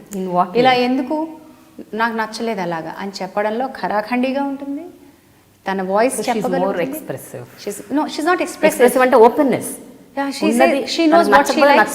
నచ్చలేదని చెప్పేంత ఒక ధైర్యం లేదు, కానీ నచ్చంది ఏదో తెలుసుకునేంత క్లారిటీ ఉంది. ఓకే, ఇది నువ్వు భరించక్కర్లేదమ్మా అని చెప్పే ఏజ్కి ఇప్పుడు వచ్చింది. వీ హ్యావ్ ఇంట్రెస్టింగ్ కన్వర్సేషన్స్ బాగా జరుగుతాయి. ఈ మధ్య కాలంలో కన్వర్సేషన్స్ బాగా జరుగుతున్నాయి. I know, even I'm enjoying with my daughter. I know that's the age when they start to. తర్వాత మనతో అంత టైం వాళ్ళకి ఉండదు, మనకి ఉండదు. దే ఆర్ గ్రోయింగ్ అప్, వాళ్ళు ఇండివిజువల్స్ అయిపోయి వెళ్ళిపోతే నాకు ఒక్కోసారి ఇప్పటికే అమ్మ అప్పుడే నా 14 ఏళ్ళు వచ్చేసింది అన్నట్టుగా అనిపిస్తుంది. సో ఝాన్సీ ఒక వెరీ వెరీ పర్సనల్ క్వశ్చన్ అడుగుతాను. ఇది యాక్చువల్గా నేను ఇంతకు ముందు చాలాసార్లు అడిగాను కూడా. అప్పుడు కూడా నువ్వు అవును ప్రేమ ఎందుకు ఇట్లా మాట్లాడతారో నాకు తెలియదు, నా వరకైతే ఏమీ లేదని చెప్పావు. ఎవరి గురించి అంటే నీ తోటి యాంకర్స్ గురించి. ఓకే, మీరు నలుగురు కలిసి స్టార్ట్ అయింది కెరియర్, కానీ ఎప్పుడు కూడా మీకు మీ మధ్య డిఫరెన్సెస్ ఉన్నాయని, ఆ పోటీ హెల్దీ పోటీ కాదని, మీ మధ్య గొడవలు ఉన్నాయని అంటుండేవారు. నేను చాలాసార్లు అడిగితే అదంతా మేడప్, నథింగ్ ఈజ్ ట్రూ అని ఎన్నోసార్లు చెప్పాను. బట్ ఇప్పటికీ జనాలు అది నమ్ముతున్నారు. ఇప్పుడన్నా కొంచెం క్లారిఫికేషన్ ఇస్తే బాగుంటుంది. they'll believe what they want to believe. You see, జనం అనే కాదు, మనమైనా సరే మనం ఒక కన్విక్షన్ తోటి ఈరోజు నేను ఇక్కడ మీతో కూర్చొని మాట్లాడుతున్నాను అంటే నేను I believe that I want talk to you and I'm here కదా. వాళ్ళు ఏమి అర్థం చేసుకోవాలనుకుంటున్నారు నేను చెప్పేది వినకుండా, వాళ్ళు ఏం కావాలో మీ క్వశ్చన్ తర్వాత వాళ్ళు ఫ్రేమ్ చేసేసుకుంటారు కూడా. Same way lot of people didn't want to see that all 4 of us or all 3 of us are good friends అని చెప్పుకోవడం ఇష్టం లేని వాళ్ళు ఉంటారు కదా, వాళ్ళు ఎక్కువ చేశారు దాన్ని, పెద్దది చేశారు దాన్ని. ఈ ప్రయాణంలో చాలామందితో మనం కలిసి నడుస్తాం, వాళ్ళు దగ్గరగా ఉంటారు, దూరంగా ఉంటారు, అక్కడెక్కడో ట్రాక్ ఉంటుంది, ఇక్కడెక్కడో ట్రాక్ ఉంటుంది, ఎవరి ట్రాక్లో వాళ్ళు వెళ్తూ ఉంటాం. Just because you don't meet every day, you don't talk every day, వాళ్ళతో శత్రుత్వం ఉన్నట్టు కాదు. కొంతమందితో సాన్నిహిత్యం ఉంటుంది, కొంతమందితో పరిచయం ఉంటుంది. కరెక్ట్. సో నాకు ఉదయభానుతో పరిచయం ఉంది, శత్రుత్వం లేదు. రెండిట్లో తేడా లేదు. అవును. Just because I'm not friends with her అంటే రోజు ఏరా కాఫీ తాగావా, ఎక్కడికైనా సినిమాకి వెళ్దామా, ఆ రోజు చాలా మంచి బట్టలు వేసుకున్నావో, ఇలాంటివి చెప్పుకోనందువల్ల అది శత్రుత్వం ఎందుకు అవుతుంది? కరెక్ట్. అది అనుకోవాల్సిన అవసరం లేదు. సేమ్ వే నన్ను సుమని బెస్ట్ ఫ్రెండ్స్గా డీల్ చేస్తారు. మా ఇద్దరికి మధ్య డిఫరెన్సెస్ ఏమన్నా ఉన్నాయా లేదా అనేది వాళ్ళు కూడా వాళ్ళకి అనవసరం కదా. అంతే, ఒక మార్క్ వేసేసి అంటే ఇద్దరు ఫ్రెండ్స్ కొట్టుకుంటారుగా, బాగా మాకు జలసీలు ఉంటాయేమోగా, మా ఇద్దరికి మధ్య కూడా ఏమన్నా మమ్మల్ని ఎవరు క్వశ్చన్ చేయలేదే. Just because we came out and we gave 2 or 3 interviews together, that doesn't mean that Uday Bhanu is a శత్రు. అంతే. నేను చెప్పేది అంతకుమించి ఇంకేం లేదు. అంతేనా? So there is a child in every man అంటుంటారు. మ్యాన్ అంటే ఇప్పుడు woman person in every person. So మీలో కూడా ఒక చైల్డ్ ఉంటుంది. అంటే జనరల్గా ఇవన్నీ ఒక సీరియస్ యాంకరింగ్ ప్రోగ్రామ్స్ ఇవన్నీ పక్కన పెట్టాయి, ఒక ఝాన్సీని ఒక నార్మల్గా నేను చూడాల్సి వస్తే ఇంట్లో ఝాన్సీ ఎలా ఉంటుంది, ఒక క్యాజువల్ ఝాన్సీ ఎలా ఉంటుంది? నేను more of an introspective person అయిపోయాను. ఒకప్పుడు బాగా అల్లరిగా ఉండేదాన్ని. ఆస్క్ మై ఫ్రెండ్స్ కలీగ్స్ వాళ్ళతోటి బాగా పిచ్చిగా అల్లరిగా ఉండేదాన్ని. ఆ ఉధృతి పరవళ్ళు దొక్కిన తర్వాత నదిగా మారి ఆ తర్వాత సాగర గంభీరంగా ప్రవహించినట్టు ఐ థింక్ ఒక్కొక్క దశలో ఒక్కొక్క రకంగా మారుతూ ఉంటాం. I'm more of an introspective person right now. Creative, absolutely I love doing little things. చిన్నవి చాలా సంతోషాన్ని ఇస్తాయి. ఓకే. ఒక టీవీ చూడడం సంతోషాన్ని కొంతమందికి ఇచ్చినట్టు నాకు పుస్తకం చదవడం పిచ్చి. ఆ పుస్తకాలు చదవడం, ఏదో ఒకటి క్రియేట్ చేయాలి. ఎలాంటి పుస్తకాలు అంటే? ఫిక్షన్ ఏదైనా సరే చదువుతాను. ఓకే. తెలుగు సాహిత్యం బాగా చదువుతూ ఉంటాను. తెలుగు సాహిత్యం ఈ మధ్య తగ్గింది. అంతకుముందు కొత్త పిచ్చగాడు పొద్దరగడలాగా అప్పుడప్పుడే తెలుగు సాహిత్యంతో పరిచయం కాబట్టి బాగా ఎక్కువ చదివాను. ఈ మధ్య కొంచెం తగ్గించాను. ఇప్పుడంతా కొంచెం ఇంగ్లీష్ వైపే ఉంది ఎక్కువ. ఏమో అది అలా ఎందుకు జరిగిందో తెలియదు. మళ్ళీ వస్తానేమో తిరిగి. It's always fluid. So that's it, and I'm very creative. I keep doing a lot of stuff. I do my art, craft, painting. ఏదో ఒకటి చేస్తూనే ఉంటాను అక్క. ఎప్పుడు ఎవరికైనా నువ్వు ప్రజెంట్ చేయదలుచుకుంటే నువ్వు అది ఇంట్లో అవ్వచ్చు, బయట అవ్వచ్చు, ఇంకెక్కడన్నా అవ్వచ్చు, how do present yourself? ఎప్పుడు you are in makeup or you want to deck and dress? అస్సలు లేదక్క, అస్సలు లేదు. Makeup for me is only profession. అంతే. Makeup for me I can live within my skin. I can live with what I am. లోపల నేను ఉన్నదాన్ని నేను బయట ఎలా ఉన్నానో అలా ఉండగలను. నన్ను వితౌట్ మేకప్ పెద్ద విషయం కాదు చూడడం. చాలా సందర్భాల్లో వితౌట్ మేకప్ నేను తిరుగుతూనే ఉంటాను. నా కూరగాయలు నేనే తెచ్చుకుంటాను, నా గ్రాసరీస్ నేనే చేసుకుంటాను, నా బ్యాంకులకు నేనే తిరుగుతాను, నా బిల్లులు నేను కట్టుకుంటాను. Are you not mobbed? I have never mobbed. If somebody comes to me and says, ఏమండి మీరు బాగా చేశారండి, మీరు బాగా చేస్తారండి, I enjoy it, I thank them. ఏమి నచ్చిందో కంటిన్యూ చేస్తాను కన్వర్జేషన్. ఇంకొంతమంది ఉంటారు కావాలని అటెన్షన్ గ్రాప్ చేయడానికి, వాళ్ళు ఎక్కువ పర్సంటేజ్ ఉంటారు. మన్ని అదిరా ఇదిరా అంటారు. అక్కడ అస్సలు ఊరుకోను, వెంటనే నాలిక వెంటనే అది కట్ చేయాలి. గౌరవం is what I demand. If somebody comes talks to me well. చక్కగా చేస్తారండి, మీరు అత్త మీరు అందులో చేశారు, ఇది ఎందుకు చేయట్లేదండి, ఇప్పుడు ఏమైందండి, అంతకుముందు మీరు చేసింది అది బాగుంటుందండి, ఇలాంటివి ఏమైనా ఇస్తే ఫీడ్బ్యాక్, అటు పాజిటివ్ అయినా నెగిటివ్ అయినా I take feedback very well. That's it. It's just my profession. If somebody comes and tells you that you do your good job, చాలా చాలా సంతోషంగా అనిపిస్తుంది. ఇంకొంతమంది ఓపెనింగ్లోనే ఇది మీరు చాలాసార్లు వినుంటారు, బోర్ కొట్టదా అండి కానీ మీరు బాగా చేస్తారండి అని. అండి ఆ ఓపెనింగ్ సెంటెన్స్ మీరు వదిలేయండి, అదంటే నేను అనాలి. ఎన్నిసార్లు అన్నా వన్న దగ్గర మాట మీరు బాగా చేశారు అనేది. ఒకవేళ మీరు బాగా చేయట్లేదు అంటే నేను మళ్ళీ బాధపడాలి. సో మీరు బాగా చేశారని చెప్తున్నారు, then I feel very happy about it. Okay, I don't get mobbed. జనాలు ఊళ్ళల్లోకి వెళ్తే, పల్లెటూళ్ళల్లోకి వెళ్తే ఏదైనా అయితే అది మాబ్ మెంటాలిటీ అయిపోతే మాబ్డ్ అవుతాం తప్ప, అదర్వైజ్ జనాలు their own. So how religious are you?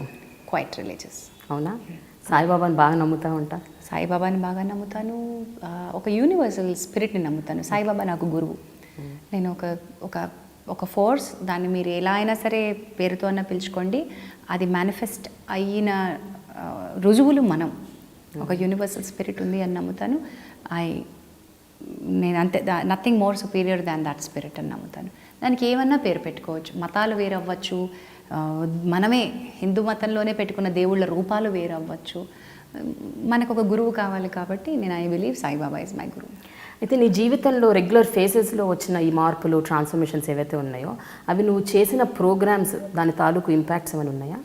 Yes, brain of ఆంధ్రాతో స్టార్ట్ అయింది. యాక్చువల్లీ టాక్ ఆఫ్ ద టౌన్తోనే స్టార్ట్ అయిందని చెప్తాం. టాక్ ఆఫ్ ద టౌన్ ఒక కామెడీ ప్రోగ్రామ్లా మొదలైన, సినిమా బేస్డ్ ప్రోగ్రామ్గా మొదలైన, అందులో ఒక సోషల్ రెస్పాన్సిబిలిటీని భుజానికి తెలియకుండా ఎత్తుకున్నాను. Because that's my personality. Okay, that's me.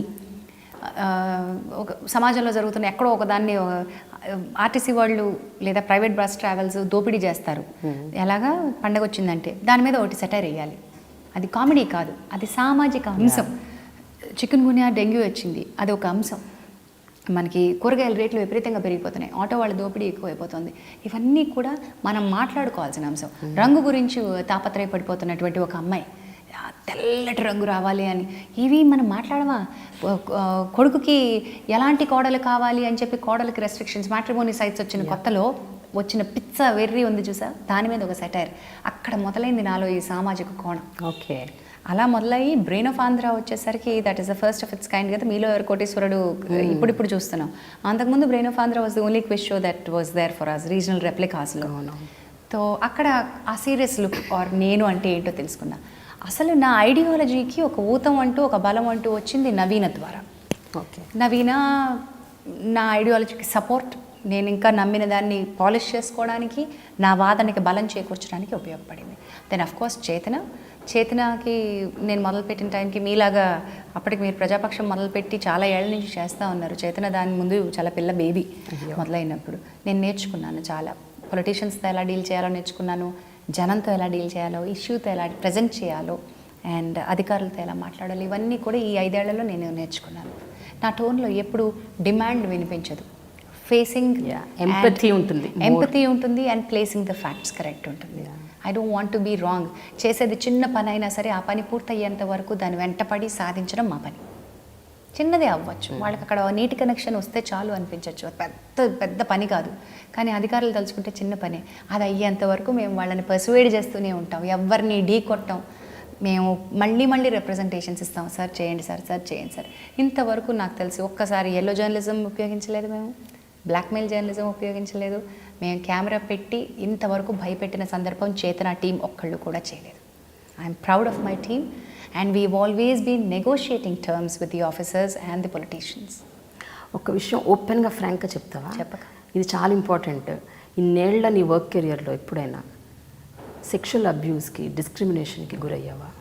Discrimination, yes, a lot of times. చాలా సందర్భాల్లో తెలియకుండా డిస్క్రిమినేట్ చేస్తారు. Your weight, your height, your body colour, your presentation, నీకు ఇచ్చే డబ్బుల్లో డిస్క్రిమినేషన్ ఉంటుంది. నేను గొప్ప అని చూపించుకోవాల్సినటువంటి చాలా సందర్భాల్లో డిస్క్రిమినేషన్కి నేను చాలా పారామీటర్స్ వాళ్ళు పెట్టుకుంటారు, డిస్క్రిమినేట్ చేస్తారు. సెక్షువల్ అబ్యూస్ వరకు నేను రాలేదు. ఒక్కసారి very beginning of my career I was touched at a wrong place by a costumer. Just because he was a costumer, he was trying to take an advantage when I was 17, 18-year-old. But I was not a baby. I gave it back. Okay, I hit him really hard and I pulled him out, to the entire crew and said this is what happen to me. Silence లేదు నా దగ్గర ఎప్పటి నుంచో silence లేదు. ఇమ్మీడియట్గా వాడు వెళ్ళేంత వరకు, నా ఎన్వైర్న్మెంట్ సేఫ్గా ఉన్నంత వరకు నేను నోరు మూసుకోలేదు. సో సెక్షువల్ అబ్యూస్ అంటారా, సెక్షువల్ ఫేవర్స్ అడగడం అంటారా, ఆర్ ఈ కాస్టింగ్ కౌచ్ అంటారా, లక్కీలీ నా వరకు ఎవరు రాలా, ఇలాంటివి నన్ను అడగల. ఎందుకంటే నేను మొదలుపెట్టిన రోజు నుంచే ఈ సో కాల్డ్ ఇమేజ్ ఒకటి తయారైంది కదా నా చుట్టూ, అండ్ నేను ఏంటో వాళ్ళకి తెలుసు. కాబట్టి మన ఇండస్ట్రీ మేకవన్నె పులులు, తొండలు, కెమిలియన్స్ చాలా ఉంటారు. ఎవరి దగ్గర ఏ రంగు చూపించాలో వాళ్ళకి బాగా తెలుసు. సో నా దగ్గర ఆ రంగు చూపించలే. వాడు ఎలాంటి వాడైతే నా దగ్గర ఆ రంగు చూపించినంత వరకు. So that way I have మనం సేఫ్ గార్డ్ చేసుకోవడం బట్టే ఉంటుంది. ఇండస్ట్రీ ఏ ఇండస్ట్రీలో అయినా సరే ఇలాంటివి ఉంటాయి. అండ్ ఇంకా పీపుల్ ఫాలోయింగ్ ఫర్ మీ అంటారా, if people love me that's not my mistake. As long as I don't వెంటపడి వేధించిన సందర్భాలు ఉన్నాయి. వెంటపడి వేధించిన ఆ ఒక్క మగాడికి పడ్డాను, తర్వాత దాంతో పడాల్సిన చాలా పడ్డాను, అక్కడి నుంచి వదిలించుకోవడానికి కూడా చాలా పడ్డాను. చాలు, అక్కడి నుంచే మళ్ళీ పడదలుచుకోలేదు. ఓకే, ఫైనలీ ఝాన్సీ కేవలం ఆర్జేయింగ్, యాంకరింగ్, యాక్టింగ్ ఈ మూడేనా? ఝాన్సీలో ఇంకేమన్నా మంచి ఆర్ట్ ఉందా? సింగింగ్, మ్యూజిక్, అలాంటివి నాలో my fingers are more creative. I'm not a great singer, I'm not a great dancer, but my fingers are very creative. You give me scrap, I can make it look beautiful. You give me anything in the world, I can create something out of it, something meaningful out of it.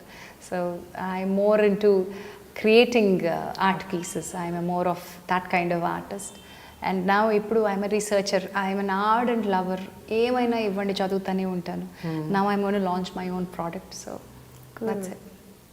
Thank you so much Jhansi. Really అంటే నీ గురించి పైపైన చాలా విషయాలు తెలుసు, కొంచెం కూడా తెలుసు, బట్ ఇంత డెప్త్గా నిజంగా నాకు కూడా తెలియదు. Thank you. And I'm very glad that I spoke to you today. And I'm sure నీ ఇంటర్వ్యూ ఏదైతే ఉందో దీని ద్వారా అట్లీస్ట్ కొంతమందిలో మార్పు వస్తే బాగుంటుందని నేను అనుకుంటున్నాను, రావాలని కోరుకుంటున్నాను. Thank you so much for the opportunity, because it's been a long time. అంటే ఒక సెన్సిబుల్ ఇంటర్వ్యూ చేయాలి అనేటువంటి ఒక కోరిక.